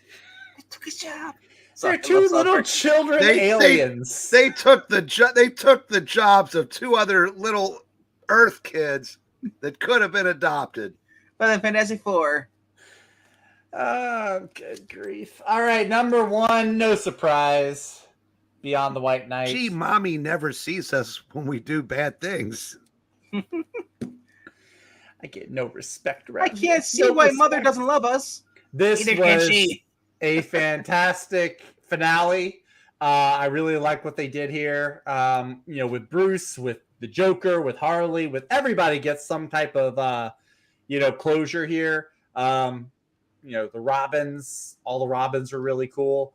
I like where it's going. There's the Generation Joker one shot that's coming. That sounds interesting, but also just the ending of this going into the Superman. We have Diana Prince and Jon Stewart are like these undercover, or they work for another agency. And so, I'm looking forward to seeing how Sean Gordon Murphy is going to write them and design them for this Murphyverse. So it's really, the Trinity really cool. have met. 2 of the Trinity have met, and Jon Stewart, who's like the unofficial 4th guy, I guess. Yeah. He's 29. Yeah, no, he's not. No, he's not. That pissed me off. Years old. That pissed me off so much. Jon Stewart is not. Jon Stewart has got to be around the same age as Hal and Guy, at least. Not Kyle. Or actually, Kyle is 29. I'd say the same age as Batman, actually. Yeah, I could see him being the same age as Batman, but he is definitely not 4 years younger than me or 5 years younger than me. Maybe Hal is maybe a few years younger than them, but no, not Hal. Kyle. Kyle would definitely be younger. Well, I'm talking about Hal. Hal younger than Batman? No. Well, yeah, I don't know. It's iffy. Depends what version you're going with. Well, yeah, there's that. Okay. So I got back issues and I got trades. I'm gonna go through the trades. I got a lot. Breen? What? So I got back issues and trades. So I picked up. I've been getting onto some Jeff Lemire books recently, so I thought I would pick up the one that I think I'm most familiar with. Hearing Black Hammer. Black Hammer. This is Secret Origins. It sounds interesting. I haven't gotten to read this one yet, but it sounded interesting. Superheroes from another universe end up on a different Earth, and they all live together on a farm. So, and the art looks very like almost Mike Mignola-esque. So I'm looking forward to digging into this. Black Hammer sounds like it's from. Oh no, Rhaegar, no, don't. It's a adult book. I'm just Fred. saying It's Fred Williamson starring in Black Hammer. Black penis. Okay, anyway. It's a black. Wow. I went there. I had to do it before Rachel. Am I right? See Rachel? Nope. I'll be a good girl. I won't say it. I found this one. These are all. I think all of these Image. No, 3 of them are Image. Hold on. We have the true Mr. Black Hammer. Right here. What? Twin. I had to say before you guys headphones on. That's why. I needed you. To back me up with the Hickman and the Fantastic Four. Oh, I got you. What happened? Who hurt you? Who did it? I'll get them. These two jokers. Oh, them. Well, let's can't hurt anybody. Okay, let's at least get this out of the way. Like the beam. Like the beam. Oh, hold on, wait. Watch this. Hey Siri, light the beam.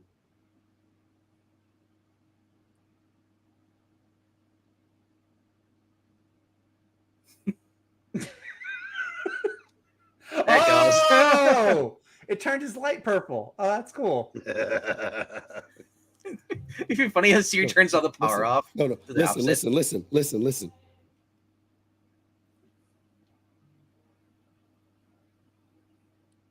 Play copyrighted music and you kicked off. Dang it.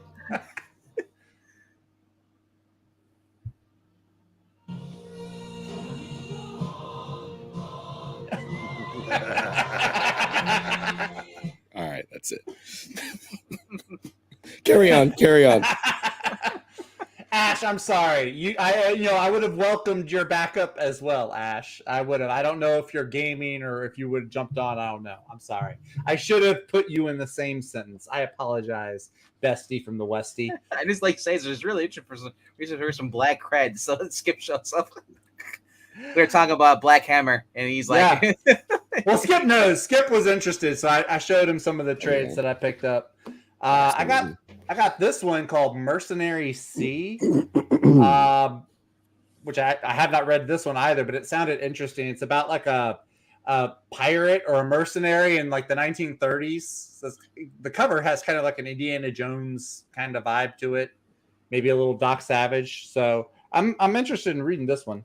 I'm getting into adventure books. I got a Dynamite book called Mask. This is Mask 2.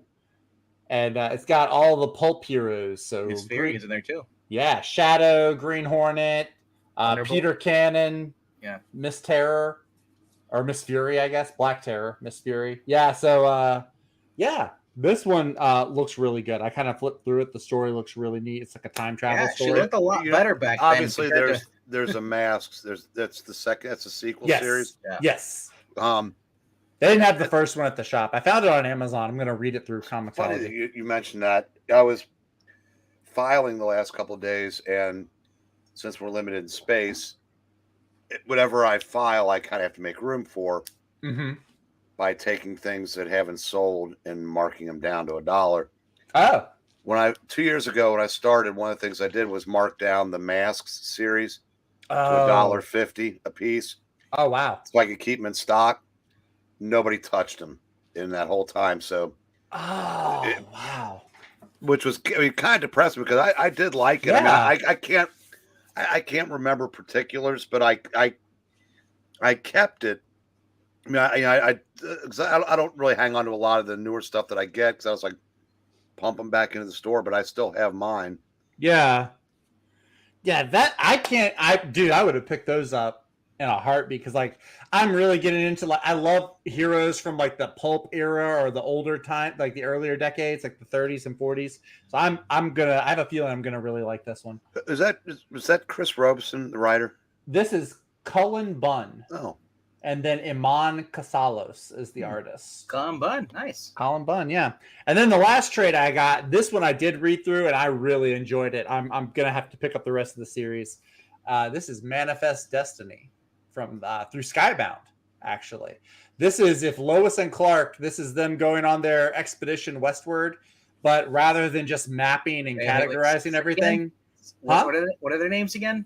Lewis and Clark. Okay, I thought you said Lois. I thought you said Lois. I was going to say, I could just hear Clark at the beginning of the journey. Westward, ho! But the thing is, instead of just doing the mapping like the real world Lewis and Clark, there's like they encounter supernatural monsters and creepy, crawly supernatural things. And so this was the first 6 issues, and this was really, really good. I've been liking the fusion of Western and supernatural storytelling. And they realize that those monsters are just Indians. Well, so funny you say that, actually. One thing I appreciate, and I've never read this guy's work in anything, Chris Dingus. I've never read his work in anything. But he's a dingus. He actually, I gotta say, I'm impressed. He really does get like the tone and the language of the era. Like there is all kinds of derogatory talk in here, like how Indians are less than human and women can't do all the things that men can, things that you would never catch a modern writer saying today. This guy, he does it, and he doesn't do it with some other character saying you're wrong for thinking that way. Like it reads like you're actually reading a story from this time period, at least as far as the language it's not goes. a really compelling story unless you're actually a scalping, because that happened back then. That's actually impressive that somebody would write without modern sensibilities, because I think that is, all kidding aside, one of the biggest problems in modern writing, whether it's printed word or live action, is writing. This takes place in medieval times, but wait a minute, they're woke, right? Like, oh, women can't do this. Well, women should be like. There's none of that. And I found out I'm really late to the party on this. Apparently, Manifest Destiny just wrapped up and did its final issue back in December. So now I have the trades to get. I heard Volume 2 is done by Vita. What are you talking about? She keeps going the book. No, I think it's the same guy. It's the same team. I just Why are you trying to do that to me? Why are you making me scared like that? Because Like, it's my easy heart's- and it works. I mean, Zach, you mentioned this is creepy really good. crawlies. Did you know this used to be a thing? Creepy crawlers? Yeah. crawlers. Mm-mm. Yeah, there were things. Basically, you could Make meat. you had molds, and you poured them in there, and you could bake them, and then you'd have like little Scorpions you can eat. Yeah, they were gummies. kind of like gummy bears that you couldn't eat, which really is indistinguishable from Haribo or any of the other ones. But I thought it was like it's funny that they pulled the sugar-free Haribo bears up because people were eating those and getting the shits. But they were a big deal in the '60s. I had this toy. I had that kit when I was a little kid. They came back in the '90s. They were real popular then, for some reason. I like how Rhaegar and Ash are both saying, "No wonder Zach likes that book. It's racist." Thanks, guys. I did also get a few other books here. I'll try to go through them pretty quick, but I got to give a shout out to my twin. I know he said he'll be right back. Hopefully, he's able to hear this. But he sent me issue number 1, Homesick Pilots. Nice. So, yeah, he's excited about this one. This is actually the first time I've gotten books from Skip. I told him this. It's the first time I've gotten books from Skip, and there hasn't been a stowaway of Ice Cream Man in here. Have you looked through everything yet, though? No, not yet. Not yet. I'm just kidding. There's no Ice Cream Man in this. I did get this. I did get some Planetary. Been reading this online, but now I have some physical Planetary. Little crease in the cover, but that's okay. Look, hey man, it didn't affect the art, and the story reads just the same. So Zach, sorry to interrupt there, but Skip, did you lose your voice rooting on rooting on our boys?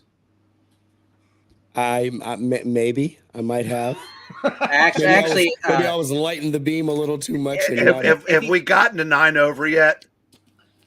I haven't checked in a couple games. Not yet. We're still we're at 7 over. I think now. Look at his name. It's Skip the Conqueror. I believe Skip just got back from watching Ant-Man. Oh, you did? So he was screaming for his boy on the screen. Yo, I'm gonna be doing that tomorrow night. I'm gonna go see it in 3D. Are you using that throat spray? You're supposed to spray your throat. Or he's using Banaka. I got some Daniel Warren Johnson, some Murder Falcon. What the heck? Yeah, it's a bird. It's a metal band, and there's a murder falcon. Yeah, there's like a falcon that's like their mascot, I guess. I need to read through this. This looks like the craziest Daniel Warren Johnson stuff ever. That sounds like a dark Captain America fantasy. Look, I read Jurassic League. I read Beta Ray Bill. I know he's got that wrestling, that luchador series he's doing, but this one looks like the craziest Daniel Warren Johnson book that I have seen him on yet. So I'm looking forward to digging into this. And then also from Skip, because he knows I'm in the Brubaker Club now. It's Parker. This is Incognito. Oh, that's yes. Parker Robinson. So it's not the Hood. It literally looks like the Hood. But yeah, so and this is pretty thick, pretty heavy duty. So and then I got a few other things. I found a certain issue that I've been hunting for a while. Speaking of Hickman's Fantastic Four, this is the final issue. We know it's not really final, but this is the one where Nick Dragata, where I heard Skip and Ash would talk about him all the time. This is the issue where he finally won me over. He has got a fantastic story in here with the funeral and the death of the Human Torch. Does really, really good work on the storytelling. Silent story he does, no dialogue or almost no dialogue. And then following that up, Mark Brooks actually has a story in here as well. Mark Brooks, the guy who only does covers, actually has a story in here where he does the interior art. And it's not a bad story either. It's really good. So I'm really happy to have gotten this. Austin P., that hooded man was not Bruce Willis. He'd be wearing a green poncho and he'd be unbreakable. Oh, no. Y'all heard he got diagnosed with dementia, huh? Well, he slowly was going it. He was forgetting things. Nope. It was announced today. He got diagnosed with dementia. It's gotten worse. His family. Well, came yeah, out and yeah. announced it. But I mean, we saw the signs. We've seen the signs the past couple of years. He's been Yeah, getting yeah. away. Yeah, it's unfortunate. And then I also got today. I got well, not today, but earlier this week, I got some books from E's auction. So I got, I won't spend a whole lot of time going through them, but there's Batman and the Outsiders, starring the Teen Titans, in there as well. That's pretty cool. And then I got a whole bunch of more Fantastic Four, but this is the John Byrne Fantastic Four with He's no Dan Slott. Yeah, well, you are correct. Dan Slott is lower on the totem pole for Look sure. at that. Look at that. We got a couple of haters. Zach's going to have that one framed. Why would I have this one framed? Hate. Oh, that's funny. This one snuck in here. I mean, I paid for it. You didn't send me a book by mistake. It just snuck in the middle of the Fantastic Four. Wasn't enough. And that's the perfect cover. It has Hellcat, after she lectured the wrong person, but it's got the quintessential Wonder Man costume, Maranya. Worst costume. No. And the broken torso. That but angle would kill him. He's ionic energy. And he literally just takes Moon Knight and tosses him into a wall. I love the effect on this one. That's cool. Does it come with sound effects too? Yeah, it does. Wedding issue of Black Bolt and Medusa. And then we got a few other things in here. Got some. I'm just glad that Black Bolt's never been a best man. Say a few words about the Green Room. Yeah, what happened when how do you say I do? Well, I'm sure the Inhumans probably have their own system. She's his power of health and attorney. Yeah, right. She's got the power of attorney on him. Hey, there's Black Widow in there. Black Widow, Black All right. Panther. Charlie L. Jagged. Okay, Zach, who draws the cover? For this? Yes. Well, it's not. I can't tell if it's Gil Kane because there's no shots. It's not Gil Kane. Is it? I have a guess. Who? Is it Colin? Yes. Oh, look at nice. that. My little Venkman's learning. Yeah. My little There Zach, you go. on the other hand. I was. It's a 50-50 shot this time. When you say it's not Gil Kane, it's Colin. The first appearance of White Rabbit. Yes, White Rabbit. I know the jokes. Black Hammer, White Rabbit. What's with you, man? Were you listening to Jefferson Airplane while you read it? No, I was not. Ironically, I watched an interview with her last night. Yeah. With White Rabbit? Slick? No, Janis Joplin. What does that have to do with anything? Yeah, well, Janis Joplin. I mean, I like her. I like some of her songs, but I'm trying to find. Oh, here it is. Were you watching a Cavett rerun that she was on with Raquel Welch? Yeah. And I'm watching that. I go, these are they're in the same species. Yeah. Raquel is like, I'm like, oh my gosh. And you see her, it's like she's the crab lady teacher who drives a bus at South Park. Well, that was what the proof was of why you shouldn't do drugs, because Janis Joplin wasn't always that hideous. Yeah. But she was like in her mid-20s looking that ragged. All right. And that is all that I have for She looked homeless this week. Yeah. A lot of stuff. This is probably the thing I like most, the Todd McFarlane on All-Star Squadron. That's just too cool. So, all right. My library that I need to sort and everything. That's done. I was gonna say, add it to the boxes you're packing up. About to say, dude, I had to buy 2 new short boxes just because I'm actually I did get a short box. I got one of the themed, like the artwork short boxes. You ready for this? Make sure I have the right side. Is it Miles Morales? Oh, I haven't seen that yet. J. Scott Campbell. Dang. I mean, it's got dark web on it, but come on. I know. You know it's just with the Dan Slott reference.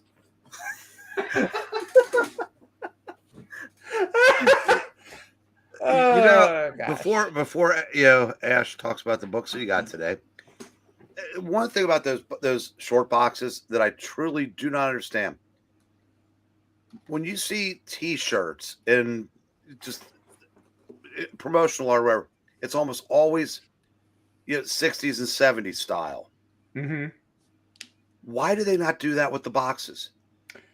Because there's very few of them. Neither company does that. I'd be like, I have DC. If you see a DC promotional, it's almost always Jose Luis Garcia Lopez. Yeah, in that 70s Bronze Age style. Mm-hmm. Mm-hmm. And I think if you did some of those short boxes with 60s and 70s style art, you would get fossils like me to buy them. Totally. Yeah, the box art I got, one of them is actually the Jim Lee X-Men one. That's the oldest art I have in any of the boxes. That's probably about the oldest art that they have on them. And because I have Iron Man right behind me, and below, and I have Extreme X-Men. Most of my short boxes that have art on them, most of them are Marvel. There's one DC, and it's like a Bronze Age or Silver Age Justice League one. Where the Justice League has Starro on their face. Yeah, it's the only DC one that does that. The rest of them are modern. Mm-hmm. Same with the Batman. A really cool idea.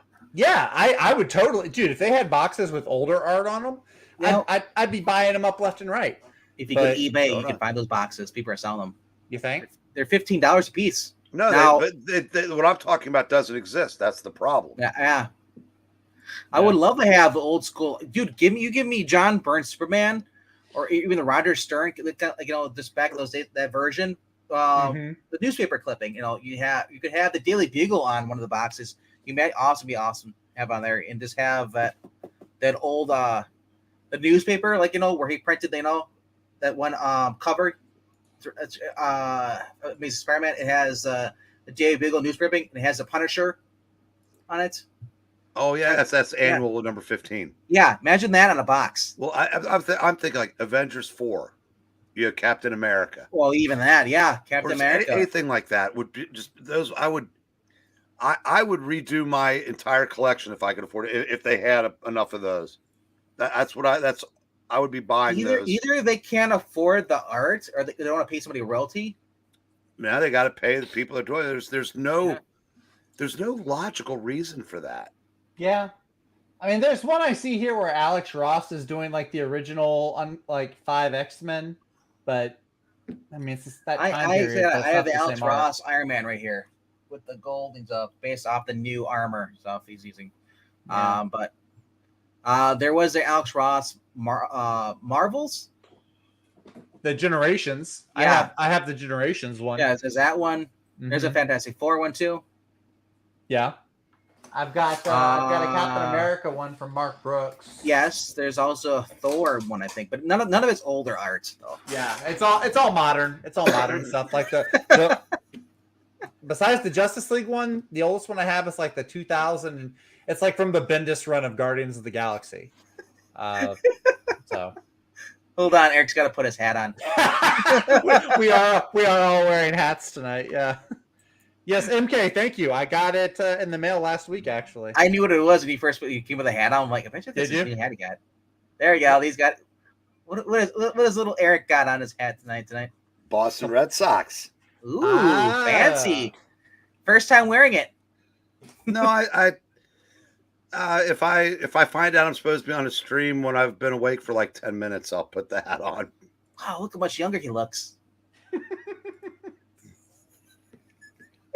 I'm not kidding. Hey, as long as I'm on full screen, I'll show like a couple back issues real quick. Hey. Here's Aquaman number 27 with giant Mira and Aquaman picking on little Mira and Aquaman. We hate you kids. And a little Aqualad. Hey. Nice mans. Here's this vault only to be opened in the event of my death. Did that vault make an appearance in the death of Superman? It was actually a pretty clever story. Oh, okay. More Drew from the Legion villain had concocted a thing to imprison Superman when he became an adult, which he was able to do. But there was no way out. But he knew if anybody could, it would be Lex Luthor. So he concocted a scheme that would convince Lex that there were untold riches in the vault. Yep. And Lex was able to break him out. And then, all he got for his trouble was a return trip to jail. Little Jackson Roy says, no hack could do that in Air TV. Rhaegar says, Eric looks 70 years younger. Oh, he uses the hot dog cracker jacks. Eric's all set. A little pennant. 70 years younger. Fuck you, little. Wait. Fuck you, little Rhaegar. And I love that. Rachel's like, Soup looks like me sleeping. Show that Soup book again. I want to see how his neck is.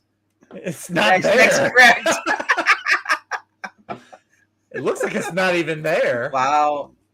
His neck's just gone. His head's just torn. And Lois marrying the wrong guy again. Wow, he's wearing black. Superman just shows up to, watch. Is that Justin Trudeau? Because that's what he does. Superman likes to watch. Yep.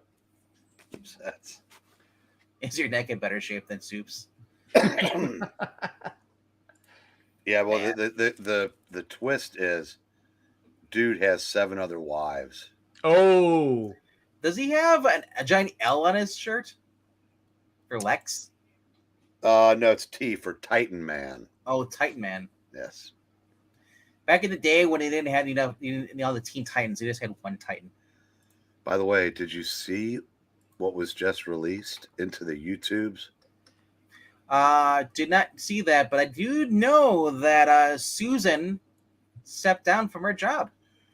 Is he? Yes. Yeah. So the YouTube CEO Susan Wojcicki or whatever. This is how good a day it's been. Susan steps down and Ash releases a video. Did he? What? Did he really release a video? I gotta look at this. No, he didn't. I don't believe I this. I didn't get a notification. Oh my goodness. The son of a gun. And he did it 5 minutes ago when he said he was gaming. Oh, 5 minutes ago. Okay, I was about to say, because my Safari is kind of broken right now, and every time I click on my pinned YouTube tab, it goes to Ash's homepage. So when I opened it up to go there, I was like, yeah, Ash still hasn't posted a video. I just see Space Lady or whatever as the last video.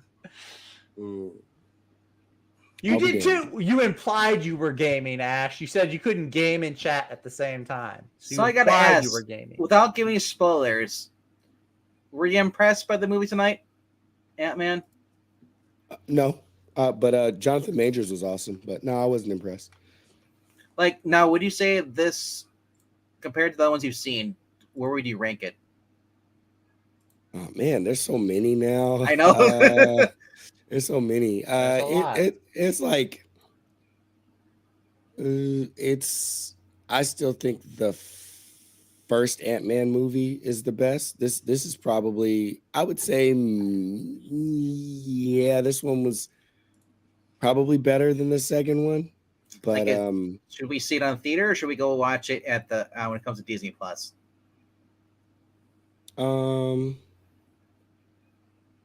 I would say Disney Plus. Yeah. And did you watch it in 3D? No, I didn't watch it in 3D. I saw a commercial for it. I didn't realize it was coming out in 3D. It looks like it would be a good one to see in 3D. 4D, where they just throw water at you. Yeah, 4DX. Yeah, I often go see that. I didn't because my back is kind of messed up right now, so we didn't do 4DX. That might help as it dislocates you back into position. Oh my, yeah. I mean, yeah, I could in theory, but I don't want to go through the pain to find out. But yeah, Jonathan Majors was great, but he's amazing in everything he does. So that, like, if there's one reason that Marvel can find to like have people stick with the MCU, it's gonna be how charismatic and compelling Jonathan Majors is on the screen. And it shouldn't be that. It should be the quality of the movies, but I think it's gonna take them a while to rebound if they ever do. Yeah, the first movie I ever saw actually saw in 3D, talking about good 3D stuff, was actually Drive Angry with Nicolas Cage. Oh wow. The bullet scene. And your girl, Amber Heard. Yeah, Amber Turd, was in that. Oh. Actually, that was before we learned that she pooped it on beds instead of toilets. What are you talking about? Amber Heard doesn't poop. Women don't poop though. It's she's true. she's like those breeds of dogs. They get that I, bread I, out of them. I still say it was Mhm. Johnny Depp, and he's blaming it on her. No, Maybe. I don't believe that. I have no I idea. mean, someone up to marry her. Yeah, I don't know. Maybe that's how they met. Maybe they both do it. Who knows? Maybe. I don't know. Who knows? Who can Both say? deprived. Let's get back to comics, though. We're losing Yes, people. yes. Let's get back to comic books. Man, like I said, I've been really enjoying Extreme X-Men. There's quite a few books coming out. I believe next week. I'll probably be looking forward to get. I don't know how many to get next week. I think there's a lot. Hoping I got a small list, but knowing the way everything drops towards the end of the month. Let's see here. Yeah, everything. Last week of the month, like all the books come out. So Batman Superman World's Finest comes out next week. Yeah.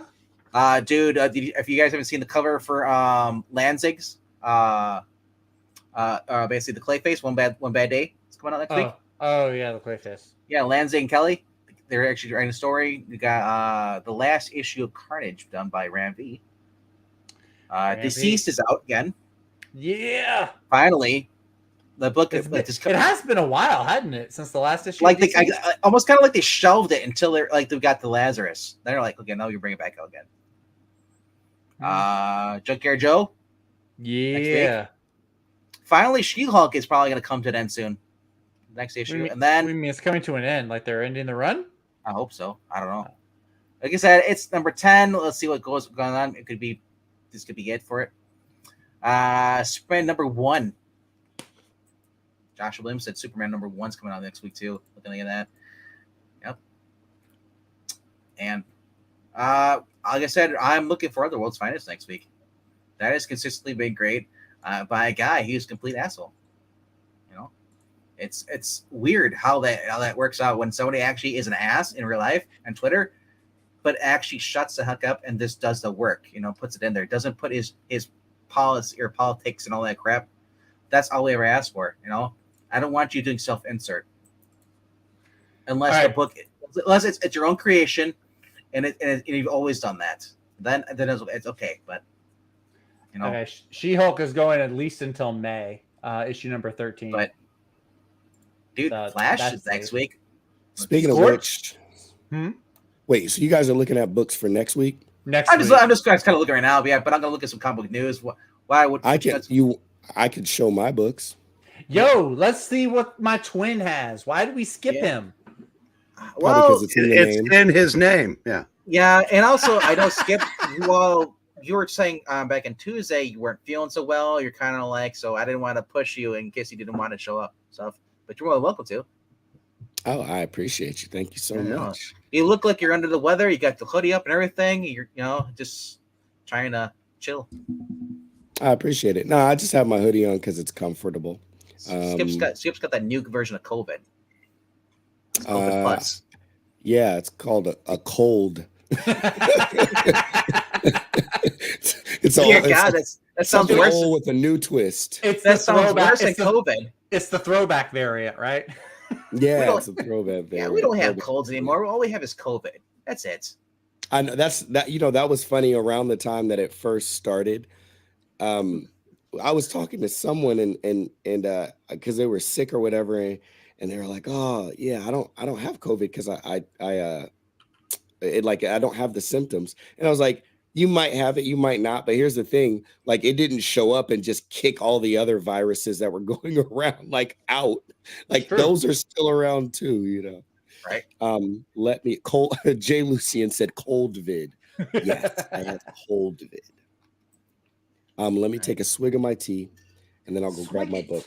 Oh, according to CBR, we're gonna get Jay Garrick and Zoom will return for the final season, and then I saw that. We're gonna have new Hellboy reboot in the works. Ghost Rider 2 director. Who's Hellboy? Is it still gonna be what's his name from Stranger Things, or is it a different actor altogether? I don't know. It's gonna be another reboot. So, and it's by director Brian Taylor. Guardians of the Galaxy 3 broke a movie trailer record. It was the most viewed Super Bowl trailer. that debut. It has right now it has 134.1 million views. So I love the fact that CBR really wrote an article titled "No, DC Swamp Thing and Marvel's Man Thing aren't the same character." Really, somebody at CBR doesn't know what they're doing. There was an article I saw I was actually interested about. I actually clicked it to read. It was about Mia Dearden's character from Green Arrow. Green Arrow's forgotten sidekick finally making her return to DC. So I am excited about that because I did like Mia Dearden a lot from Kevin Smith's run, and she was in Jeff Johns' Teen Titans run. All right. So all right. All right, hold on. Before I get started, I gotta read this comment. Avatar is now the number 4 movie of all time. James Cameron holds 3 out of 4 top films of all time by himself. Well, I mean, yeah, by himself and his crew of like 100 and something people that helped him make the film. Like he definitely didn't do everything, but yeah, congratulations to him. I'll give you official countdown to your books. All right. We'll start with 3, 2, 1. Someone's at a delay there. I couldn't get to it in time. Good evening, everyone. This is Skip on Comics. I'm Skip, and we are going to take a look at my comics for the week. Yeah, this is what you've all been waiting to see. But first, you got to say hello to Stan. Wait. No, first we've got to go through your what you had for lunch. You got to show the burger. And oh, that's right. Yeah, I'm really bad at this Ash thing. See, that's what happens when where's Forky and Stan Lee? when Ash doesn't provide the timely content, we forget. Yeah, I know. That's how quickly it falls out of our brains when we're not getting at least an Ash video every 6 months. Soon Breen is going to be putting out videos at a faster pace than Ash. Holy crap! I just got a video update from Breen. The update is there will be no video. This is a video to say there's no more videos. I didn't try to rain on your parade, Ash. I did. Can you rain on water though? I mean, water is rain. He can you wasn't rain on raining water? on your parade. He was peeing on it. Get it right. And Maranya said Skip is the negative print of Ash. I can't dispute that, Maranya. I think you might be onto something. I'm going to start with book number 1. I actually have not finished this yet, but there will be a review of it. It is They're All Terrible by from Bad Idea, Matt Kent, Ramon Villalobos. As I say that, Ramon makes a post in the DM. But yes, Bad Idea. I really like the back print too. The colors are done by Tamara Bonvillain or Bonvillain, depending on how you. I know her. Yeah, she does a good job with the colors. Tamara's raw. Tamara does it. Yeah. I think she do the colors for World's Finest. Wade I think. book? Yeah, World's Finest. Yeah. Yeah, she does really good. Yeah. See, I'm looking right there. Rad. It's like that's very phallic in the very beginning there. Well, yeah, because they're all terrible. Don't look, Rachel. You didn't read the. But yeah, Ramon actually posted these preview pages. Oh, it's just cool to see him grow as an artist. He's got his Frank Quitely thing going, but like I said, with like a little more girth and stuff. So it's like a fantasy medieval story. Yeah, kind of. It's like Matt Kent pretty much put together like kind of like fantasy medieval, and then mix in how like people can get bumped off at any time, kind of like Game of Thrones type thing. And of course, it's Matt Kent, so there's like cerebral elements to it where like things like people are playing mind games with each other because, mind management, mind games, that's what Matt Kent does. But anyway, they're all terrible. So far, it's been a really interesting read. This is issue number 2. And does it have a backup story? Most Bad Idea books have a backup story. Let me see if this one does. That's why I didn't see it at my shop. It's a freaking Bad Idea book. It's a Bad Idea book. Oh, and Rico Renzi did the colors in the backup story. So again, shout out to the homie Rico Renzi. On that note, Rachel, I'm very appreciative of you trying to be a good girl tonight. No, it's like we should give her like a smiley I'm just face glad or that something. our chat's not flooded with penis. Right? Well, maybe it is. It's just not coming from her. It was earlier. Possibly. This is a book called End After End. I'm trying to think of who the writer is. Oh, that's right. It's dang it. I can't remember this dude's name. And I feel really bad. I'm not gonna open it up. But the main reason I actually bought it is my buddy Justin Greenwood did a variant cover for it.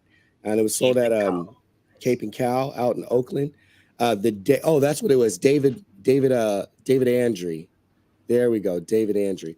He went and did a book signing, and I wanted to go, and something came up, and I couldn't make it out there, and I was so sad because I knew I probably wasn't going to get one, but I went like a few weeks ago, and they had one more left, and I bought it so fast that I didn't even realize. I was like, oh, I'm gonna get Justin to sign it. I didn't even realize he already signed it, but it's all right. I'm gonna get him to put my name on it. But oh yeah, they even did the little certificate authenticity and all that. Very cool. Which, it's cool. But yeah, another one for my collection. I love Justin's art, so it's cool to be able to get that to the collection. A book that me and RDV were talking about for a while. Ladies and gentlemen, this is a true collector. Enjoys the people, and he knows them all because he's friends with all these artists down in California. Well, a fair amount of them. So someone who lives close who I am not friends with, but I've met and I want to become friends with is Kenneth Rockerford because I love Kenneth Rockerford's art. I've loved Kenneth Rockerford's art for so freaking long, and he lives not far. It's almost like Spaceballs with you, like your brother's sister's mother's. Joe calls him Kenny.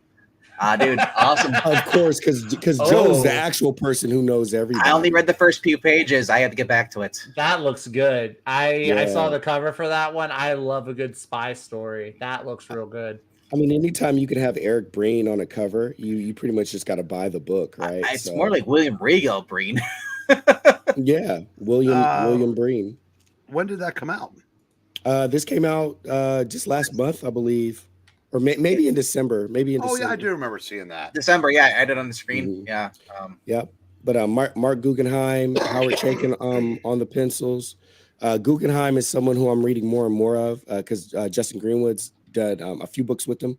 One that I'll be talking about tonight. But I really like their book Stringers that they did together. It was really cool. So Guggenheim does pretty good with like the street level type stuff, and I feel him getting better, even though he's already established and he could rest on his laurels like some people who I will not name that has 3 names, but he is continues to get better and nice gritty story. Yeah, I just came across that book. Michael Bendis. Philip Kennedy Johnson. You're right. If you guys remember, it was about a couple months ago. I was just browsing through League Comic Geeks, and I was just going through their Image stuff and Dark Horse, just seeing for older books, more crime stuff, and that's one of the books that popped up in their thing. And I was like, what is this? It's like, I'm like, oh, it's recently new. So I, managed to find one at one of my shops. And I was just like, it's just kind of cool when you find something that you're actually looking for, especially when something that you never really thought you wanted. Say League of Comic Geeks. I recommend it, man. Guys, if you haven't used this website, it's free to use. You can create it. It's really easy, quickly. You just create, you create an account with your email. And use the browse feature. You can browse to publisher, and they have every book that's ever come out through that publisher listed on there. It includes the year, the artist, the writer, everything, and you can create yourself a wish list. And this is what I do. And when I go to comic book store, I go through my wish books, the books I want, and then I just check them off when I get them. Yeah, I'm liking this Howard Chaykin. This Howard Chaykin art does look really, really nice. Oh yeah, for sure, and especially like OG Chaykin stuff is like even better, like the American flag stuff and Times Squared and all that stuff. See, I know he didn't do the cover because there are no garters on the girl in the Exactly, Breen. Because he does not half step sexualizing a woman. To my knowledge, that book, the premise or whatever you call it, said that the guy is pulled out of he's a spy, pulled out of retirement by somebody he knew, and basically it's another go around. Right on. That's why it's Breen. Yes, that's why it's Breen. The next book to continue on the Mark Guggenheim thing and Justin Greenwood is Torrent. Issue number 1 came out this week. Almost got it. I did. Oh, really? Oh man. Yeah, grab a copy if you could. I always like if I got buddies coming out with books and stuff like that, I always try to help promote it, especially like when it's good. I'm like, yeah, this is good. But yeah, this is the cover B, or actually not even cover B, excuse me. I think this is cover B. Justin did a variant cover for it. There was one more, I think, too. Yeah, the cover A. Now I didn't get the cover A because my shop, my main shop didn't order my book, which I don't. They do that sometimes, but I go around to like multiple shops on New Comic Book Day. So I'll if I'm gonna get variants, I get variants from the other shops, and I just get my cover A's from my shop that pulls my books. But y'all know cover A. I'll be going back there soon. So I did not know this. I did not know this was a Cape book. How did I see these covers and not know it was a Cape book? I like that. I like that cover you just had up there. So if you need cover 8, let me know. It should still be at my shop. Yeah, I'll let you know. I saw it out here at the other shop, like the first shop that I went to where I got the Danny cover first, and they had them all, and I know they still got some left, but I didn't pick it up at those shops because my main shop was supposed to order it, and they just didn't. So they're just gonna lose my money for that one if they order. People ask me why I have 2 copies because I grabbed the one they have in case they don't have it at the next shop. But then otherwise, I have none. You know. So I do them with my favorite books I want to get. So and I just go along the line. I sell the one I don't need. You know? Yeah, that's fair. Or I sell both. You know. Yeah. And wait till I get especially if I'm doing a set miniseries, I'll read it then sell. Right on. But yeah, I had to get the Danny cover because I love Danny. Another buddy of ours, Brad Simpson, did the colors on this one. This was like a 1 in 10, but they didn't upcharge for it. They just like put it in the back with the rest of them. So nice. I collect any and all Danny covers that I can get my hands on. So I love the fact that Danny did this for them. And then, like I said, Justin did this one. The creative team is, Mark Guggenheim, Justin Greenwood, Rico Renzi again, who does colors on She-Hulk and also Grimm, and did colors in the backup story to that Bad Idea book. And then Keith Wood did the lettering and the graphics. The main premise is what happens when a cape gets pushed way over the line and has blood in their mouth, and wants revenge. What happens then? That's the premise for Torrent. And I have a review that's up. So, it should be up any minute now. I had to send the editor the last few pictures because I for whatever reason I couldn't post them. So I will be sharing my review with that soon. This is my first review on the website. Comics Are Dope. So hopefully you guys support me and go and read it. And I'm open to any feedback too because I want to get better. Next, Monica Rambeau, so if you guys want to leave them negative comments, you're welcome to. Yeah, you can. You could. Yeah, I'm a big boy. I got thick skin. Like it's all good. Monica Rambeau, Photon number 3. I've not read it yet, but I'm read up to number 2, and it's just a really fun, straightforward story. Yep. E-viewing, just like paying homage to the past, moving things forward. It does feel more like kind of like it doesn't feel like a comic out of like 2023. It feels more like a comic from like the late 80s and stuff. Yep. So but with art from today, which is in I reviewed that earlier, and it has the Roger Stern Avengers in there, still in there. Yeah. And then like I said, I don't want to. I'll just say I really enjoyed this episode. Episode, but issue. It's the same damn thing with nerds. If it's episode or issue, we're gonna talk about it. Because of it. And now seasons are now in comic books, so blame the Brits. Thank the Brits. Hey man, no, thank the Brits. Thank them for Ram V and isn't Hickman a Brit? I feel like Hickman's a Brit. No, he's from. Who am I thinking? He's out here. Morrison, Ennis, Morrison, Ennis. Yeah, Ennis. Yep, Ennis and Ellis are. Ennis, Ellis. Haberlin's British too. Who? Brian Haberlin. Oh, I don't know who that is. On that note, bam, next book. What's the furthest place from here? Issue number 11. I believe this is the issue where Tyler Boss comes back again. The last few have been, well, actually, no, he was back last issue. We had a few guest fill-ins when they were doing stuff. Like they were going back in the past. And Sweeney Boo had filled in, and some other people had filled in. Yeah, this is definitely Tyler Boss. Cool. Tyler Boss is one of the main reasons why I buy it. I'm just a fan of like that kind of underground comics, thick lines type thing. Kind of reminds me of a Dan Clowes a little bit. I'm just a big fan of like that kind of style. So Tyler Boss back on the art is a big draw. Matthew Rosenberg, this is the type of book that he excels at, no lore for anybody to worry about him stepping on. It's just all new stuff. So you know how they have like those guilt-free, they're like, oh, guilt-free brownies, and you won't feel guilty when you eat them. Like, I guess that's a guilt-free comic, if you will. Nightclub number 3. Yeah. It's been a fun ride. Issue number 1 to me wasn't super smooth, but he had to do a lot of the heavy lifting to set things up. But issue number 2 was definitely much better. I feel like issue number 3 will probably trend in that same direction. So I'm excited to read it. It's just a fun story. It's not super deep. I know people, or Ash will say like Kurt likes, or Skip likes deep book. Skip likes cerebral books. Like I do, but those aren't the only type of books I like. I can turn off my brain and just have some fun. Book just gotta speak to me and do it for me. And so far, Nightclub has been. Right on. And Skip likes Batman. I don't hate Batman. You're talking about Chip Zdarsky's Batman? Oh, no, you hate that one, but I'm talking about Ram V. You like that Batman?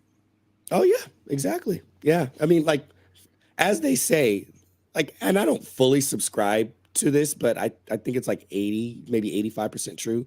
The whole there's no such thing as bad characters, just like bad stories, and that I subscribe to that. I've seen plenty of people take insignificant characters and find a creative and interesting way to make them pop and make them kind of interesting. So Harley Quinn, I hear you. Or we've seen writers write lots of bad stories with certain characters, but then they get on the right title with the right character, and it's just like it clicks. Oh, quit sucking up to Ryan North. Dang. Sucking up? Is he looking at him? Shots fired. Oh my gosh. Don't look at him in the eyes. Mark Miller, Jorge Jimenez, Nemesis Reloaded, issue number 2. Issue number 1, yeah, kind of blew my socks off. So I'm stoked to like go through this. I am going to catch up on Nemesis, the original series, this weekend, because I've had the trade for like a few weeks now and just haven't finished reading it. So I'm going to go ahead and go back through it. And I get what RDV is saying. People's minds work different. RDV wants to see the differences. I don't really want to see the differences, or like I don't like that so much doesn't interest me. But I do. Well, I more so want to see like how did Steve McNiven handle the character, and like the figures and drawing it versus like how Jorge Jimenez is rendering the character. The art, the nonstop action in this book, and the art just pops. But with Jimenez, and then you also got Steve McNiven.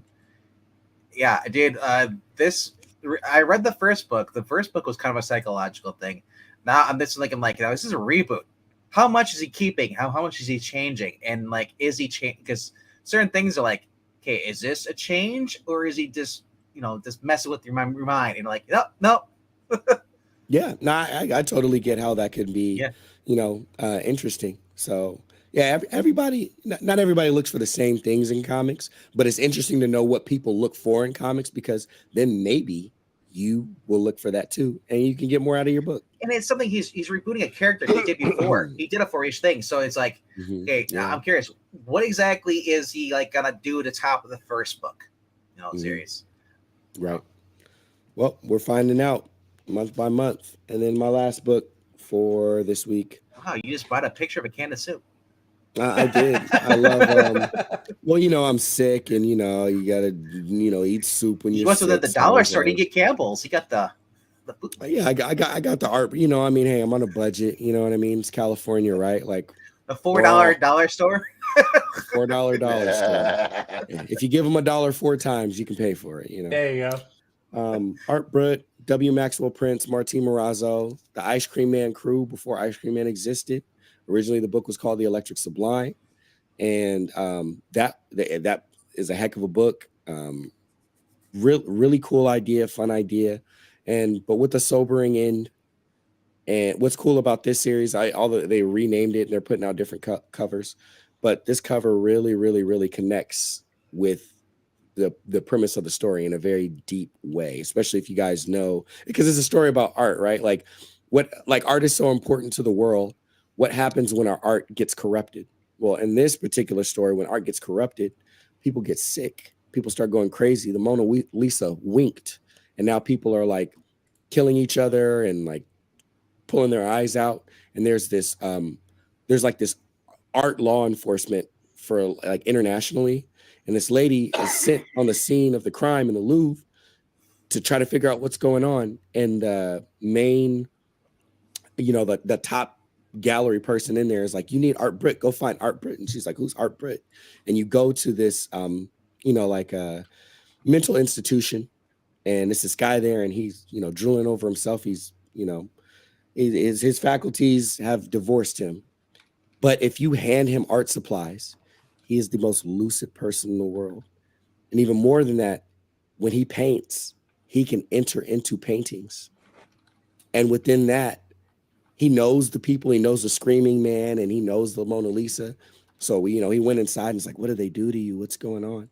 So it's really cool. And how they render what happens when he goes inside of the paintings is cool. So it's really cool to see like art that we have known for years. Maybe you cared about it a lot, maybe you didn't, but seeing it utilized to tell a story, and to see this guy where when you take those things away from him, he, and I know if there's a fair amount of artists that are like that. Those people, maybe they're a little on the spectrum where if they're not doing their thing, they're hard to interact with, hard to converse with.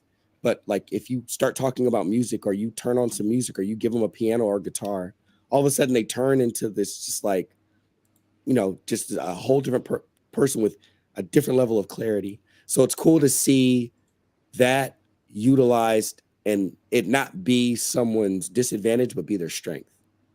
So yeah, sounds really like cool. a Doctor Who episode. Like he goes into the painting. The paintings are actually a doorway to another dimension. Or well, yeah, they are, because art is a doorway into there another you dimension. go. There's that eyeball. I'm trying not to get like too Grant Morrison about things, but it's true. I mean, art is transformational. If it wasn't transcendent, if it wasn't transformational, if it could not get to the depths or build us up to the heights of certain things. I mean, like, look, our architecture is art. You know what I mean? Like engineering and all of that stuff. All those are forms of art. So what happens when our art gets sick? Like our society, could break down. Like look at music. So many people love like okay, K-pop. It's still going. People are still into it. For now, still the happening thing.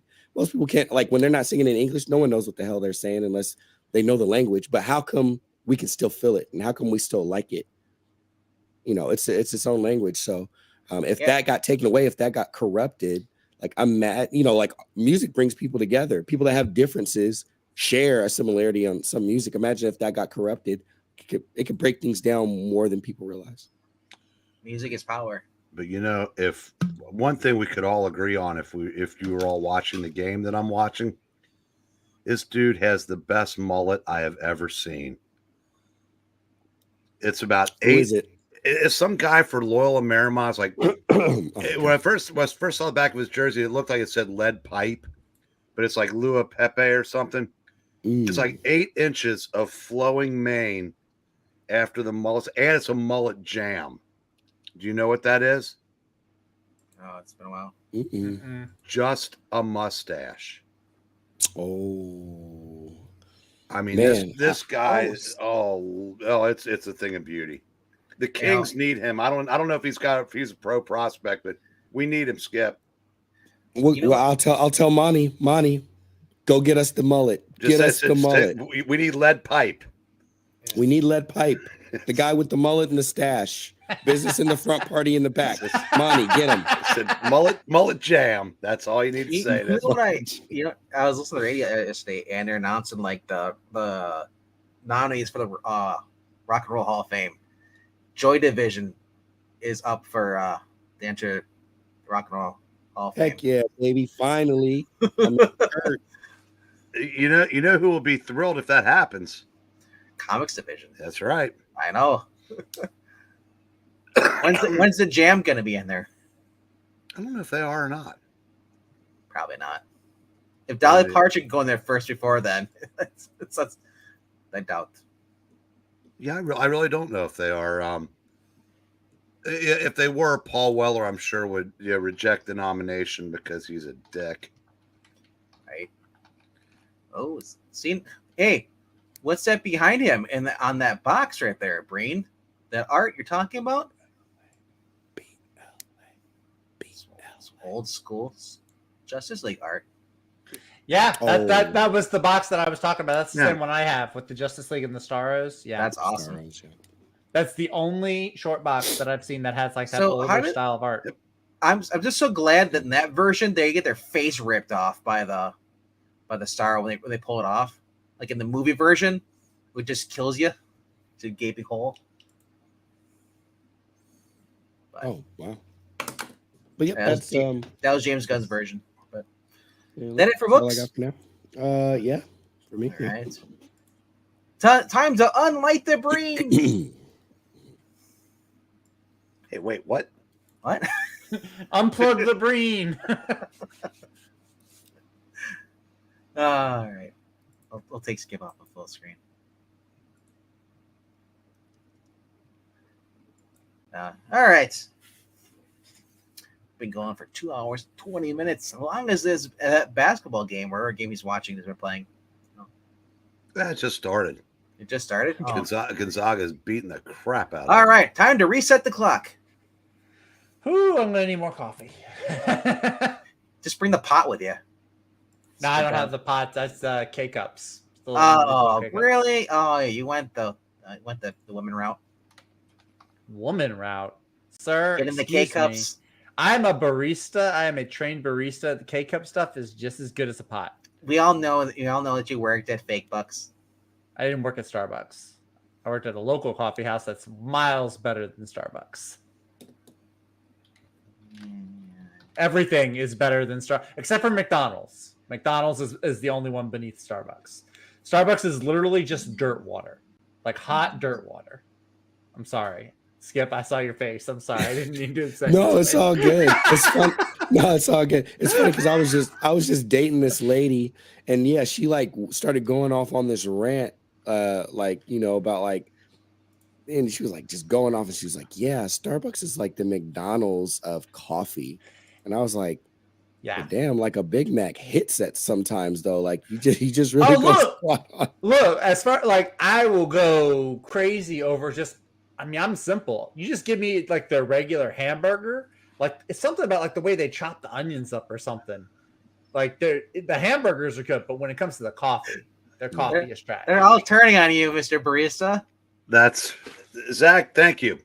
Now it said, yeah, Zach, I'm simple. You know what? But I get it though. Like if I don't drink very much coffee because I can't drink a lot of coffee. It's a diuretic, and I have a GI condition, and it's like the caffeine jacks up my anxiety. So I get it. But like if I was more into it, I would feel the same. But it's just so funny because I am so far removed, and I go to Starbucks like 3 times a week, to get like whatever. So I think it's just so funny that like I'm so would you say like uninitiated that to me I get a Starbucks and I'm like, this is good. And like everybody that really knows coffee is like Starbucks sucks. I'm like, yeah. So I agree with Riker here, and it's nothing wrong with convenience. It's the virtue signaling. That's what ruins it for me. For anywhere I go to, and I can't really drink coffee as much because I have heart issues as it is. Mm-hmm. Yep, elevates your heart rate. Yeah. I mean, I don't go to like for the most part. I don't go to places this is just me. I don't go to places or avoid places for whatever their political virtues are. Oh like, yeah. If you give me my money's worth, then I will go. But totally. I get not everybody's like that, and that's totally fine. So like me, and I don't know, like I go up in Starbucks, I guess maybe like if what they're wearing like pins or something, or like I've never gone up in Starbucks and everybody starts like, giving me like the Communist Manifesto or anything. No, but I've been in. I've been in. Well, they must have handed you the wrong cup. Oh, right, that's true. And then I get let me tell you, You got my capitalism wrong, okay? Look, I would go to Starbucks. I've been to look when I was my father-in-law, my ex-father-in-law. That was how we bonded, was going to Starbucks. Like we go on road trips, 5:00 in the morning. We both get up. Hey, you want to go get coffee? We go get coffee. There's stuff over there I'll drink, but I just around like I have 3 or 4 other coffee houses in my area, and plus they're all local, which is a big plus for me. I like to support local businesses. And it just feels like they all just taste better. Like there's more like heart that goes into it, I feel. So that makes sense. The funny thing is that before the movie Role Models came out, with the whole Paul Rudd scene saying like, I just want a large coffee. That's literally was me when my sister drove me to a Starbucks, and she's like, I was like, okay, I just want to get a large. Like, oh, the grande. Like, you mean large? I said it's large. Grande. I said large. Yeah, you're one of the customers that I would want to strangle when I worked there. Like, say what's on the menu. I don't read fake words. Large. I don't read fake. Venti. Well, no, we didn't have venti. Venti is venti, grande. And I'm just like, can I just large? We don't speak. This is America. We don't speak France here. These are freedom fries. Freedom. We have pancakes.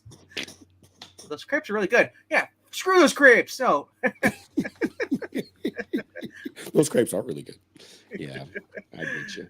No, but back in was it early 2000s? Back when Starbucks was first coming around the scene, their prices were much lower, and they actually could afford the actual coffee you're getting. And you're actually like, okay, that's $4 worth of coffee. Now $4 is like it's a sampler. Yeah, someone I heard someone say that a friend of theirs calls it $5 because ain't no way you getting out of there without paying at least $5 for it used to be $4, but inflation. So that. Yeah, well, I got like, because like I've been trying to lose weight, so I'm like limiting my calorie intake. So I'm getting a lot more like grandes and belows where that I'll get a venti. Yeah, or like I'll get talls. Hey, tall. There you go, RDV. That's a real word. You know that. Yeah, tall. You know tall. Yeah. Like, give me a tall, and then they hand it to him, and it's like the shortest cup. He's like, I said I want a large. No, sir, you said a tall. Tall is large. Part of my French here. What the fuck does tall mean in a coffee? that's a good. Is it a tall boy? Question. Is it two cans together? No, it's kind of like when there's that you hear someone named Tiny and you think they're small, but really it's like the biggest person big there guy. is. It's that, or somebody like Big Jim, but it turns out they're like hobbit size. They're really Tiny Tony, but they call him Big Jim. Yeah, but I do that. I've started watch. Like I do the same thing. I watch my calories, but like I do almost all of my work now out of a coffee house, just like getting out the house. So I'll just get like a black coffee with like a little bit of cream or something. I'll get like one of the big old things. All of this could be avoided to just drink Coke. Mariko Tamaki has entered the stream. I just want to say something. She's always been here, lurking. Watching. Welcome, Mariko. Welcome, Mariko.